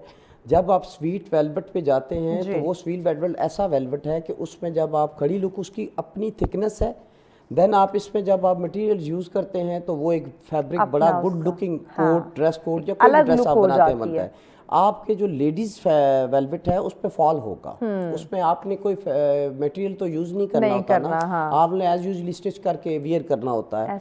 देन ये जो है ये टोटली जेंट्स यूज में आ रहा है। अच्छा। और ये मैं समझता हूँ कि पिछले सीजन से 2-3 साल से इतना ज़्यादा पाकिस्तान में भी तैयार हुआ है और चाइना से इंपोर्ट हुआ है बहुत ज़्यादा पाकिस्तान में। और एक पोजीशन ऐसी भी आई थी पिछले विंटर के सीज़न में कि हमने ये देखा है कि उसकी कलेक्शन ही ख़त्म हो गई थी मार्केट्स में। मार्केट्स में एक किस्म का शॉर्ट हो गया, नापैद हो गया था। बड़ी मुश्किल से हमने अरेंज किए क्योंकि कस्टमर्स की डिमांड थी, क्लाइंट्स मांगते थे कि वेलवेट्स में ये कलर दें, तो वो बहुत मुश्किल से हमने उसको कंप्लीट किया अपने ऑर्डर्स को।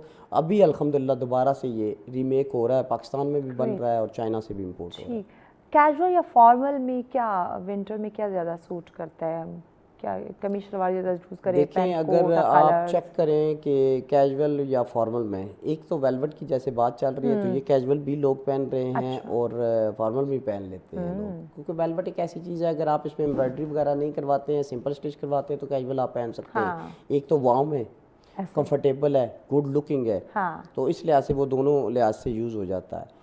कैजुअल और फॉर्मल में थोड़ा सा ये आपको देखना पड़ता है कि आप कौन सी कम्युनिटी से बिलोंग करते हैं। देखें, ये बहुत ज़रूरी मैटर है। करता है। देखिए, मैटर करता है कि आप कौन से, आप टीवी चैनल्स पे बैठे हैं तो आपको टीवी चैनल के हिसाब से, प्रोग्राम के हिसाब से ड्रेसिंग करनी पड़ती है। कोई बंदा बैंक में जॉब करता है तो उसको जॉब बैंक के हिसाब से जॉब करनी पड़ती है। वो हमें डिफरेंट स्टेजेस पे क्लाइंट्स खुद ही हम जो है वो सर्च कर लेते हैं कि हमें इस तरह के ड्रेसेस, ये कलर चाहिए, तो उसको स्टिच करवा के पहनते हैं। तो अब भी क्योंकि हमेशा हम कहते हैं कि क्लाइंट की तरफ से कुछ डिमांड्स आती हैं, लेकिन वो बाज़ ऐसी डिमांड्स आती हैं जिसकी पर्सनालिटी से बिल्कुल ऑपोजिट होती हैं, तो क्या अभी भी ऐसे क्लाइंट्स मौजूद है? क्योंकि हम बात देखते हैं कि सोशल मीडिया ने लोगों को बड़ा अवेयर कर दिया, लेकिन जहाँ अवेयर हुए वहाँ पे कुछ एक्स्ट्रा अवेयर हो गए, खराब भी हो गए हैं। तो ऐसे सिलसिला अभी भी है क्योंकि विंटर के लिए उन्होंने डिमांड, ऐसे लोग हैं जो वो नहीं समझ सकते, वो सोशल मीडिया को देखकर जिद करते हैं, इसरार करते हैं, हमें भी यही चाहिए, हमें यही चाहिए, इंसिस्ट करते हैं कि हमें यही चाहिए और हमें ये अच्छा लगेगा। तो उनको करना पड़ता है, कन्विंस करना पड़ता है, हो जाते हैं, कुछ नहीं भी होते। लेकिन मोस्टली मैंने देखा है कन्विंस हो जाते हैं। हाँ। एक्सपीरियंस पे बात है। आपने जैसे फर्स्ट टाइम मुझे कहा कि आप डिज़ाइनर लोग जो है तारीफ जो है वो दूसरे बंदे से करवा लेते हैं। ये तो भी वो एक अल्हम्दुलिल्लाह experience है। ये हमारा ऐसा है, अल्लाह का करम है, हमें गॉड गिफ्टेड डाल इसको कह लें कि हम बातचीत से कस्टमर को, क्लाइंट्स को काफ़ी सेटिस्फाइड करते हैं और कस्टमर इस पे ट्रस्ट करता है। कोई ऐसी बात नहीं। क्या कोई भी कस्टमर क्लाइंट आ रहा है, क्योंकि विंटर है, इसमें काफ़ी हमारे पास मार्जिन होता भी है, कलर्स का भी, डिज़ाइन का, स्टफ़ का, आपके पास मार्जिन काफ़ी मिल जाता है बनिस्बत मुझे लगता है कि समर के। तो आया कि आप क्लाइंट को उसकी शख्सियत, कलर टोन या उसकी एज के मुताबिक गाइड करते हैं कि आप पे ये कलर, जी ये बिल्कुल, डिज़ाइन? डिज़ाइनर का ये काम है। मैं समझता हूँ फर्स्ट प्रायोरिटी उसकी यही होनी चाहिए कि उसकी पर्सनैलिटी को देखकर उसको गाइडलाइन दे कि आपकी पर्सनैलिटी, आपकी हाइट की, आपकी फिजिक को ये चीज़ इतनी फिटिंग में, इतनी लेंथ क्योंकि में नॉर्मली तो हम और जाके इस कहीं से कलर तो में कुछ भी खरीद लें, लेकिन एक डिज़ाइनर चीज़ लेने का मकसद यही होता है कि वो हमें अच्छे से गाइड कर बिल्कुल, सके। ये तो अवेयरनेस अगर आप नहीं देते तो आप डिज़ाइनर नहीं हैं। फिर आप तो डिज़ाइनर नहीं हैं, फिर तो वो मार्केट से बेचारा अपनी मर्जी से ही कर ले फिर जो करना चाहता है। हाँ, उसे डिज़ाइनर के पास जाने या महंगे कपड़े खरीदने की फिर कोई ज़रूरत बिल्कुल नहीं। ऐसी बात है। डिज़ाइनर का फर्स्ट प्रायोरिटी यही होनी चाहिए कि आपकी पर्सनैलिटी को जो चीज़ जच रही है वो उसका आपको गाइडलाइन दे। अच्छा, एक और चीज़ कि हमने वहाँ देखा है कि कोई कॉपी पेस्ट वाले डिज़ाइनर भी बड़े आए हुए हैं सोसाइटी के अंदर, और जब हम मार्केट में देखते हैं तो अब जैसे विंटर का ये एक सीज़न है कह लें, जी तो बिल्कुल। इस सीज़न में अब वो भी बड़ा एक्टिव होंगे, तो क्या इसमें रेप्लिका भी बहुत आते होंगे ना? जी बहुत ज़्यादा मार्केट भरी पड़ी है। रेप्लिका से मार्केट्स भरी पड़ी हैं, लेकिन ये है कि मैं समझता हूँ जो पहचान कैसे होगी?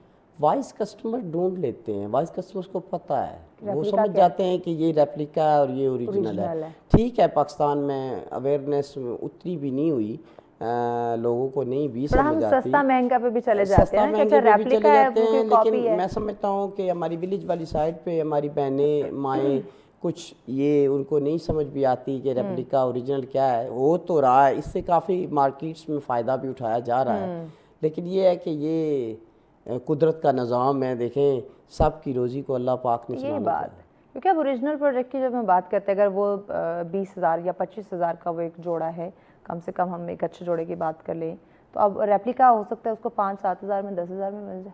हाँ, तो ये किसी हद तक आप ये भी देखें ना कि जो क्लाइंट ऐसा है जो अफोर्ड नहीं कर सकते, हाँ, उसके लिए तो उनके लिए रेप्लिका ठीक है, वो पहन सकते हैं ना। देखें, अपनी अपनी अफोर्ड की बात भी तो लेकिन है। अब हर बंदा डिज़ाइनर या ब्रांड्स पे तो नहीं जा सकता। अफोर्ड नहीं कर अफोर्ड सकता। की बात है। लेकिन अब यहाँ पे मुझे लगता है कि अब उन डिज़ाइनर्स की या उन लोगों की जिम्मेदारी भी आती है जो रेप्लिका को ओरिजिनल बना के सेल कर रहे होते हैं। अब यहाँ पे वो बेईमानी ये बात जो है वो मैं समझता हूँ कि रॉन्ग साइट है, ये नहीं करना चाहिए। हाँ, रेप्लिका को रेप्लिका कहकर आप कहें या हाँ, बताएं कि भाई ये उसकी कॉपी है, फर्स्ट या सेकंड कॉपी जो भी, ये फेयर होना चाहिए। हाँ, अब अपने बिजनेस के साथ मैं समझता हूँ कि क्लाइंट को ये धोखा देकर ये चीज़ सेल करनी कि ये ओरिजिनल है, ओरिजिनल ना हो। आप देखें कि जब समर गुजरा है तो उसमें भी ये ऑनलाइन जो लोग बहुत सारी ये बिजनेस कर रहे होते हैं कपड़ों का, उसमें भी ये चीज़ें इतनी आई कि ये यानी कि फ़लाँ का कपड़ा है, ये फ़लाँ ब्रांड का है, ये फिर इनके नामवर ब्रांड्स के नाम लेके, जबकि होता वो रेप्लिका था और वही प्राइस जो है, वही चार्जेस। ऑनलाइन में वैसे मैंने ये भी जजमेंट किया है, काफ़ी क्लाइंट्स इस बात की जो है हमें बताते हैं कि इसमें बहुत ज़्यादा ये होता है, फेक प्रोडक्ट्स आते हैं ऑनलाइन में, बहुत फेक अब जबकि बोल के ये सेल किया जा रहा है। अब वही चीज़ अब उन्होंने विंटर में भी अपनानी है कि ये ऑनलाइन में भी देखें। मैं भी आपको ये देखना पड़ता है कि आपको ओरिजिनल वेबसाइट से या ओरिजिनल जो ब्रांड्स है वहाँ से अगर आप ऑर्डर करेंगे तो आपको ओरिजिनल चीज़ मिलेगी। कोशिश करनी पड़ती है, थोड़ी अवेयरनेस की ज़रूरत है। अगर आप इसी तरह रफ वेबसाइट से या रफ लिंक से चीज़ मंगवाएंगे तो उसमें फेक होने के चांसेस हैं। तो बच्चों की जब हम बात करते हैं, बच्चों के लिए विंटर में क्या कलर्स हैं, या वही बच्चे तो कुछ भी पहन ले वो अच्छे लगेंगे? बच्चे तो मैं समझता हूँ कुछ भी पहन ले, में बच्चों का कुछ नहीं हम करते, लेकिन ये मैं बताऊँ आपको कि बच्चों की माएँ जो हैं वो बच्चों के लिए बहुत ज़्यादा कॉन्शियस होती हैं। तो वो तो जहाँ से कोई गर्म और अच्छी चीज़ मिलती है वो ले लेती है, वो नहीं देखती रेप्लिका है, ब्रांड है, क्या है, बस उन्हें जो अच्छा लग रहा होगा। क्यूट फरिश्ते होते हैं, ये एंजल्स होते हैं, इनको तो जो आप पहनाएंगे वो अच्छा लगेगा। इनके लिए कोई ब्रांड की कैद नहीं है। स्टफ कोई डिफरेंट स्टफ। अच्छा, इसके बात करते हैं, ब्रेक लेनी है, ब्रेक के बाद इसमें हम बात करते हैं कि अब बच्चों की स्किन भी ज़रा नरम मुलायम होती है, तो उसके लिए हो सकता है कुछ सॉफ्ट सा स्टफ जो है वो आज हमें अकील बताएं, उनसे जानते हैं, लेकिन ब्रेक के बाद साथ रहिए। वेलकम बैक नाज़रीन, आप देख रहे हैं सच सवेरा। आज का हमारा आखिरी टॉपिक, थर्ड टॉपिक, जिसमें हम बात कर रहे हैं फैशन के हवाले से। विंटर की आमद है तो तो बदलते ट्रेंड पे बात करना बड़ा ज़रूरी था, ताकि हमने अगर जल्दी जल्दी अभी शॉपिंग करनी है ठंड के मौसम में अपने आप को खूबसूरत दिखाने के लिए, तो हमें पहले से पता होना चाहिए कि कौन से कलर, कौन सा डिज़ाइन, कौन सा स्टफ़ जो है वो नया आ रहा है और क्या कौन सा मुनासिब हो सकता है और कौन सा हमारे पे सूट कर सकता है। इसी पे हम बात करें। अकील हमारे साथ है। अकील, हमने ब्रेक पे जाने से पहले बच्चों के हवाले से बात करी थी कि उन्हें तो कुछ भी, कोई भी कलर पहना लें वो खूबसूरत लगता है, लेकिन बच्चों की स्किन अब जो बड़ी सॉफ्ट सी, सेंसिटिव सी होती है, ज़रा सा कुछ हार्ड पहन ले, हार्ड से, तो उन्हें रैशेज़ हो सकते हैं। तो स्टफ़ कैसा बच्चों के लिए आप बच्चों समझते के हैं? लिए मैं समझता हूँ ज़्यादातर लोग जो है चॉइस करते हैं वूल की चॉइस नरम करते कपड़ा हैं। होता है ना, मुलायम जी, सा। नरम होता है और वार्म भी होता है, बच्चे कंफर्टेबल रहते हैं। इसके अलावा बच्चों को जीन्स भी पहनाते हैं लोग, विंटर में जीन्स भी गर्म होती हैं। इसके अलावा इसमें एक ड्रेस वेलवेट का, जैसे हमने जिक्र किया, वेलवेट के बड़े प्यारे ड्रेसेस बनते हैं बच्चों के लिए, वो भी सॉफ्ट होती है, बच्चे कंफर्टेबल रहते हैं। ये 3 जो स्टफ्स हैं, मैं समझता हूँ अगर लोग चूज करें तो बच्चे बहुत कंफर्टेबल रहते हैं, वार्म भी रहेंगे और स्किन के लिहाज से भी उन्हें वो कंफर्टेबल बहुत रहेंगे। किस्म की आ गई हैं, बहुत इसमें डिफरेंट वैरायटीज़ हैं, तो बच्चों को बहुत अच्छा, माशाल्लाह वो डार्क वो मोटी भी है, पतली भी होती है, लेकिन वो गर्म होती है। जी बिल्कुल। वार्म जो है यानी कि हाँ, आपको warm रखती है। अब ये नॉर्मली कहते हैं कि तो पतली वूल है, क्या गर्म करेगी, वूल वूल है भाई, वो बताती है, अपना असर ज़रूर बताती है।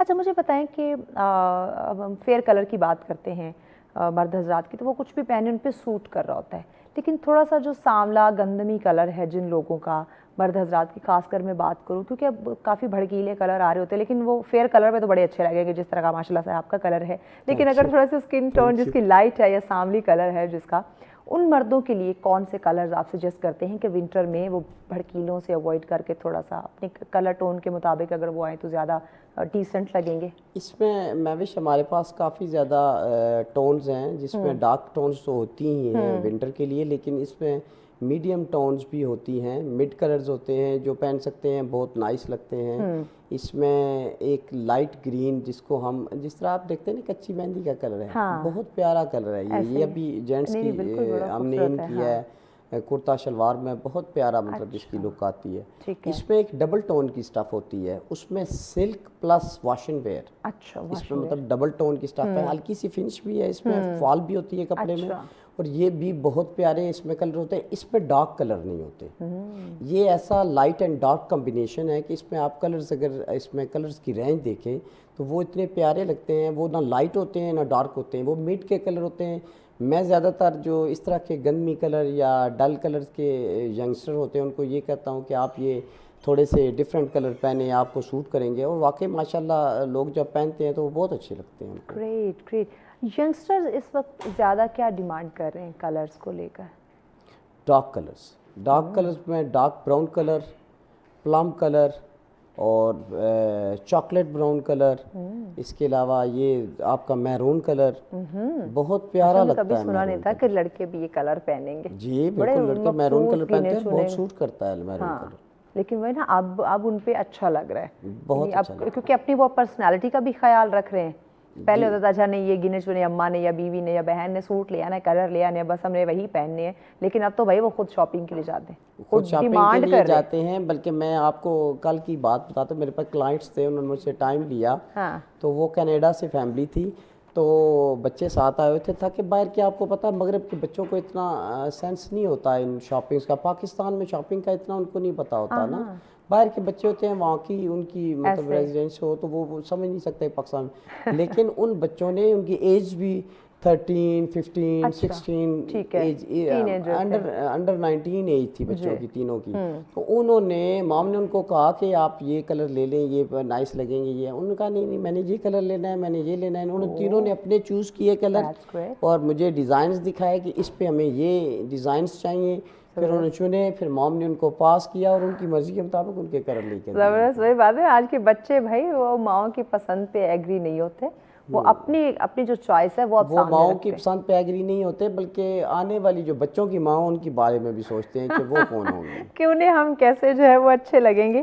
थोड़ा सा हम ख़वातीन के हवाले से भी बात कर लेते हैं। बीइंग अ डिज़ाइनर, आप बेहतर तरीके से समझते हैं कि ख़वातीन के लिए भी इस वक्त जो है मार्केट में कलर्स कौन से जो है वो ज़्यादा ही नहीं, या प्रोफेशनली जो प्रोफेशनल ख़वातीन हैं उनके लिए विंटर में आप किस तरह के कलर्स जो है वो सजेस्ट करते हैं? क्योंकि ख़वातीन, मेरी बहनें आज चूँकि संडे है घर में ही है, तो वो कह रही होंगी कि सिर्फ मर्द हजरात पे बात हो रही है, बच्चों पे या बड़ों पे बात हो रही है, ख़वातीन पे तो कोई आज बात ही नहीं हो आप रही। लेडीज जो हैं ख़वातीन काफ़ी आप पे नाराज़ होंगी। ऑफ कोर्स, इसलिए मैंने कहा जल्दी से मैं उनकी भी बात कर लूं। डिजाइनर्स को मधु कर लिया है तो आपको साथ एक लेडीज फीमेल को भी करना चाहिए। एग्जैक्टली, साथ में एक फीमेल डिजाइनर होनी चाहिए, लेकिन वो हम कोटा यहाँ पे पूरा कर लेते मैं हैं। इंशाल्लाह उनकी कमी को पूरा करता हूँ। हाँ। देखिए, मैंने लेडीज फीमेल्स का काम भी किया हुआ है, और मैं आपको ये भी बताऊँ क्योंकि डिजाइनर है वो तो ऑलराउंडर होता है जी ना। बिल्कुल ऑलराउंडर है हम। हाँ। हमें सारा पता होता है कलर्स का। तो अभी जो फीमेल्स के लिए कलर्स हैं वो डार्क कलर्स जो हैं इन हैं इसमें बहुत ज़्यादा, और उनकी जो बेसिकली जो वूल की, अगर कैजुअल की आप बात करें तो वूल के ड्रेसेस वो पहनना पसंद करती हैं।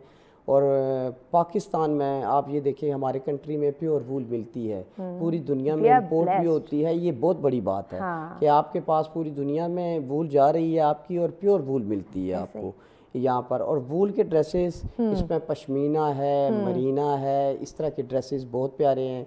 और बात आ जाती है दोबारा वेलवेट की, वेलवेट के ड्रेसेस, और उसमें तो बहुत प्यारे प्यारे आपको पता है कलर्स हैं लेडीज़ के लिए, वो पहनती हैं। शर्ट और ट्राउज़र बड़े बड़े प्यारे बन रहे हैं। तो इसमें लेडीज़ के जो कलर हैं वो डार्क हैं, और डार्क तमाम गरम ड्रेसेस जो हैं वो माशाल्लाह वो यूज़ करती हैं। वैरायटी है बहुत। लेडीज़ के लिए तो वैसे भी बहुत वैरायटी है। लेडीज़ जो है ना वो कभी भी आउट ऑफ फैशन या आउट ऑफ ट्रेंड नहीं होती, उनके लिए मल्टीपल ट्रेंड्स जो है ना वो आए दिन आते रहते हैं। अच्छा, एक और चीज़ हम देखते हैं, हमारी जो सदियों पुरानी एक रवायत है, हमारी शॉल, चाहे वो ख़वातीन हो मर्द हजरात हो, अब तो छोटे छोटे बच्चों की छोटी छोटी इतनी प्यारी प्यारी शॉलें आ रही होती हैं, तो इसके साथ हम अपनी ड्रेस का जो कॉम्बिनेशन है वो कैसे बना सकते हैं? वो ये कॉम्बिनेशन बनता है कि अगर आप ब्लैक सूट पहनते हैं तो उस पर वाइट शॉल लें, लाइट विंटर में ये स्किन शॉल लें, कैमल कलर बहुत प्यारा है, लाइट ब्राउन बहुत प्यारा है। आपकी शाल माशाल्लाह, स्कार्फ जो आपने पहना हुआ है ये कलर बहुत नाइस है। इस तरह के कलर माशाल्लाह बहुत अच्छे लगते हैं। ये जेंट्स में भी इस तरह के कलर्स बहुत हैं, लेडीज जेंट्स में दोनों के लिए ये कॉमन कलर है, नाइस कलर है। इस तरह के कलर, आपका कंट्रास्ट चाहिए। देखें, आपने जब शॉल ऊपर लेनी है तो आपने मैचिंग नहीं लेनी। अच्छा, मैचिंग नहीं, आपने कंट्रास्ट में जाना है। फिर आपकी आउटलुक नजर आएगी कि क्या आपने पहना हुआ है। आपने ब्लैक सूट पे वाइट शॉल पहननी है, स्किन कलर पहनना है। आपने अच्छा किया बताया कि हम नॉर्मली ना हम मैचिंग में जा रहे होते हैं। नहीं, आप ये देखिए, मैं जेंट्स की भी बात करता हूँ, आप कंट्रास्ट शॉल पहने आपको बहुत प्यारी लगेंगी। अब वो कंट्रास्ट का भी सेंस होना बड़ा जरूरी है। हाँ, ये बहुत जरूरी है, क्योंकि जो कंट्रास्ट है ना ये एक बड़ा मुश्किल सब्जेक्ट है, बड़ा मुश्किल मेथड है इसको समझना कि किस कलर के साथ क्या कंट्रास्ट है। तो आप मुझे प्रमोट करें, महताब भाई, अकील अब्बास। हम इसीलिए देखिए हमने आज यहाँ आपको बिठाया है ताकि हम समझ सकें। आपको महताब बताएगा कि आपने कलर्स कौन से पहने। एग्जैक्टली, नहीं इंशाल्लाह हम आपसे जान रहे हैं। तो बच्चों के लिए शॉल की कलर कौन से, या फिर बच्चों पे सभी रंग अच्छे लगते हैं? नहीं, बच्चों में भी इसी तरह कंट्रास्ट कलर्स आ रहे हैं ना। देखिए, जेंट्स को जब देखते हैं तो उसी हिसाब से बच्चों में भी उसी कलर्स की जो कंपनीज है ना, उसी को टोन को हम बच्चों में यूज करते हैं। सिर्फ साइजेस छोटे हो जाते हैं बच्चों के लिए, बाकी कलर तो वो सारे मिल जाते हैं। उन्हीं को जो है ना हमें लेके चले। ठीक है, कुछ ही टाइम हमारे पास है, हम शादी ब्याह पे आ जाते हैं, क्योंकि अब वो भी एक सिलसिला जो शादी ब्याहों का भी शुरू हो जाएगा। सीजन शुरू हो चुका है। सीजन बिल्कुल। तो इसमें बताएं, क्योंकि ठंड भी होगी, अब दूल्हा दुल्हन ने जो कपड़े पहनने हैं वो उन्होंने ठंड में मरना तो है नहीं, तो वो स्टफ मुझे लगता है ज़रा डिफरेंट हो जाता होगा उसमें। बिल्कुल डिफरेंट होता है। देखें, हम बेसिकली जो समर था उसमें हम यूज़ कर रहे थे सिल्क्स, जिस पे हम एम्ब्रॉयडरीज बना रहे थे, और वेडिंग के लिए शेरवानीज बनती थी।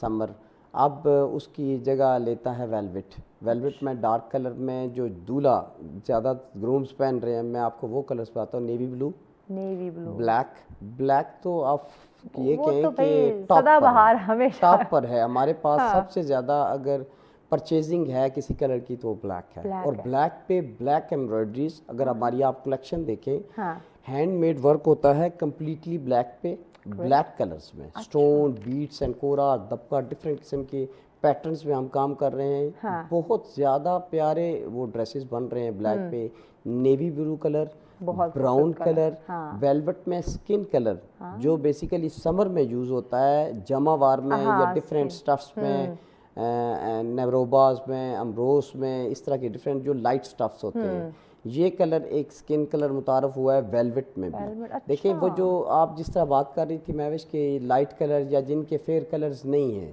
तो उनको भी सर्दियों में भी उनको देखना पड़ेगा कि हमने कलर ब्लैक पहनना है या हमने लाइट कलर, उनके लिए भी एक कलर दूल्हे के लिए हम Add बनाते कर दिया हैं। गया। जी बिल्कुल, इंशाल्लाह स्किन कलर में और एम्ब्रॉयडरी होती है, बहुत खूबसूरत कलेक्शन तैयार हो रही है। ठीक। और जो ब्राइडल हैं हमारी, वो बहनें सुन रही होंगी कि ग्रूम का तो बता दिया, ब्राइडल का भी बता ब्राइडल का मैं आपको ये बताऊं कि वेलवेट पे काम बहुत ज़्यादा आ रहा है, मैरून कलर यूज़ हो रहा है वेलवेट में बहुत ज़्यादा, उस पर शॉल का हैवी काम। इस्तेमाल हो रहा है विंटर में जो ब्राइडल है? जी शॉल का साथ में? जी जी बिल्कुल, शाल तो मस्ट है क्योंकि ना, नॉर्मली तो दुपट्टा होता है ना उनके लिए, एक नहीं नहीं ड्रेस के शाल साथ बनती है, लेकिन शाल वो उस फैब्रिक में वेलवेट में नहीं आती ना। अच्छा, आपका जो डिफरेंट स्टफ जी होगा। जी बिल्कुल, आपकी चोली और जो लहंगा है वो वेलवेट में यूज़ होता है, उस पर काम होता है और उस पर डिफरेंट स्टफ यूज़ करके जो है शाल यूज़ की जाती है उसी कलर में, उसी कलर में डाई एंड डाई होता है, वही यूज़ हो जाता है।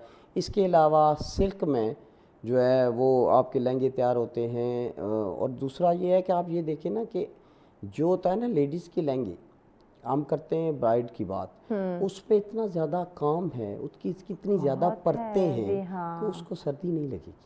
हाँ। आप लेडीज़ के मामले में बिल्कुल परेशान ना हो, उनको सर्दी उस पर नहीं लग सकती। आपको पता है कितना वेट होता जितना है, हैवी होता है, I can understand. 20-20 KG weight होता है लहंगे का। ऐसे ही तो है दुल्हन बेचारी का इतना वेट नहीं होता जितना लहंगे का वेट लहंगे होता का, है। तो उन्हें वैसे ही सर्दी तो नहीं उनको लगनी सर्दी है नहीं जितना लगेगी। उन्होंने वो लेयरिंग इंशाल्लाह कही इंशाल्लाह होती वो है। सर्दी नहीं ठीक हो लगती गया। दुल्हनों को। पैगाम नाज़रीन को, खासकर उन लोगों के लिए जो फैशन डिज़ाइनर बनना चाहते हैं, क्या मैसेज देंगे? मैं मैसेज यही दूंगा कि इस इंडस्ट्री में, फैशन की इंडस्ट्री में ज़रूर आएँ आप। नए टैलेंट की बहुत सख्त ज़रूरत है इस काम के लिए। देखें हमारे मुल्क क्रिएटिव में लोग हैं ना जी हमारे आज के क्रिएटिव लोग हैं, यंगस्टर्स। हमारे पास बहुत यंगस्टर्स पढ़े लिखे हैं, उनको शौक़ भी है इसमें आने का, सोशल मीडिया पर आएँ। लेकिन आप एक ऐसा आइकॉनिक या ऐसा कंटेंट तैयार करें या अपने आप माइंड सेट को ऐसा ड्रेस डिज़ाइनिंग की तरफ लेके जाएं, फैशन की खुद इंडस्ट्री की ड्रॉ तरफ लेके करें, जाएं। कॉपी पेस्ट नहीं। जी, कॉपी पेस्ट ना करें बल्कि अपने आप में क्रिएटिविटी लाएं, और इसमें आने के लिए आप पहले किसी एकेडमी को ज्वाइन करें। अच्छा, मैं इस आपके ना पैगाम में ये भी चीज़ ऐड करवाना चाह रही थी, क्योंकि मुख्तलिफ डिज़ाइनर्स आते हैं, उनसे मैं ये ज़रूर पूछती हूँ, क्योंकि कोई भी डिग्री हासिल करके जब बच्चा निकलेगा, अब उसके पास उस तरह एक्सपीरियंस नहीं होता, तो किसी भी फील्ड में, किसी भी जॉब में जाने के लिए उसको ज़रा इंटर्नशिप करनी पड़ती है, सीखना पड़ता है। तो क्या आप डिज़ाइनर इंटर्नशिप करवाते हैं ताकि जो बच्चा डिज़ाइनर बनना चाहता है वो डिग्री के बाद इंटर्नशिप कर सके? जी बिल्कुल बिल्कुल बिल्कुल हम करवाते हैं, बिल्कुल करवाते हैं। और इसके अलावा आप ड्रेस डिज़ाइनर्स की भी खिदमात ले सकते हैं इसके लिए। और इसके अलावा आर्ट के लिए आपको पता काफ़ी ज़्यादा अकेडमीज़ अब तो बन गई हैं, ये courses launch, online courses launch हो चुके हैं। तो उसके लिए मैं समझता हूँ कि यंगस्टर्स जो हैं आसान कोर्सेज़ हैं, ज़रूर इसमें आएँ, लेकिन क्रिएटिविटी के साथ आएँ। कर रहे हैं। Alright, thank you so much Thank Aqeel, you so वक्त दिया आपने। यकीनन नाज़रीन, हम किसी भी फील्ड की बात करते हैं, जब आप उसमें एक्सेल करना चाहते हैं, कामयाब होना चाहते हैं खासकर, तो आपको नॉलेज होना, सीखना बड़ा ज़रूरी है। आप बिना सीखे किसी भी फील्ड में जाएंगे, ठीक है सिफारिश के तौर पे आप उसमें इन तो हो जाएंगे, लेकिन आगे ख़ुद को ग्रूम करना, ख़ुद को कामयाब करना, प्रमोट करना, वो तो आप पे डिपेंड होगा। और वो तभी मुमकिन होगा जब आपने सीखा होगा, खुद अपनी कोई क्रिएटिविटी होगी, तो ही आप एक्सेल कर सकेंगे, अदरवाइज़ नहीं। तो चूँकि हम जो है वो विंटर की बात कर रहे थे, बदलते ट्रेंड की बात कर रहे थे, काफ़ी अच्छे तरीके से जो है वो अकील ने हमें गाइड किया किस तरह के स्टफ़ या किस तरह के कलर्स की तरफ जाना। और सबसे ज़्यादा इंपॉर्टेंट है आपकी शख्सियत, आप अपनी पर्सनालिटी को देखें, उसके अकॉर्डिंग आप ट्रेंड को फॉलो करें, तो देखिएगा आप महफिल में चार चांद ज़रूर लगाएंगे। इसी पैगाम के साथ हमें इजाज़त दीजिए। अल्लाह ने के बाद।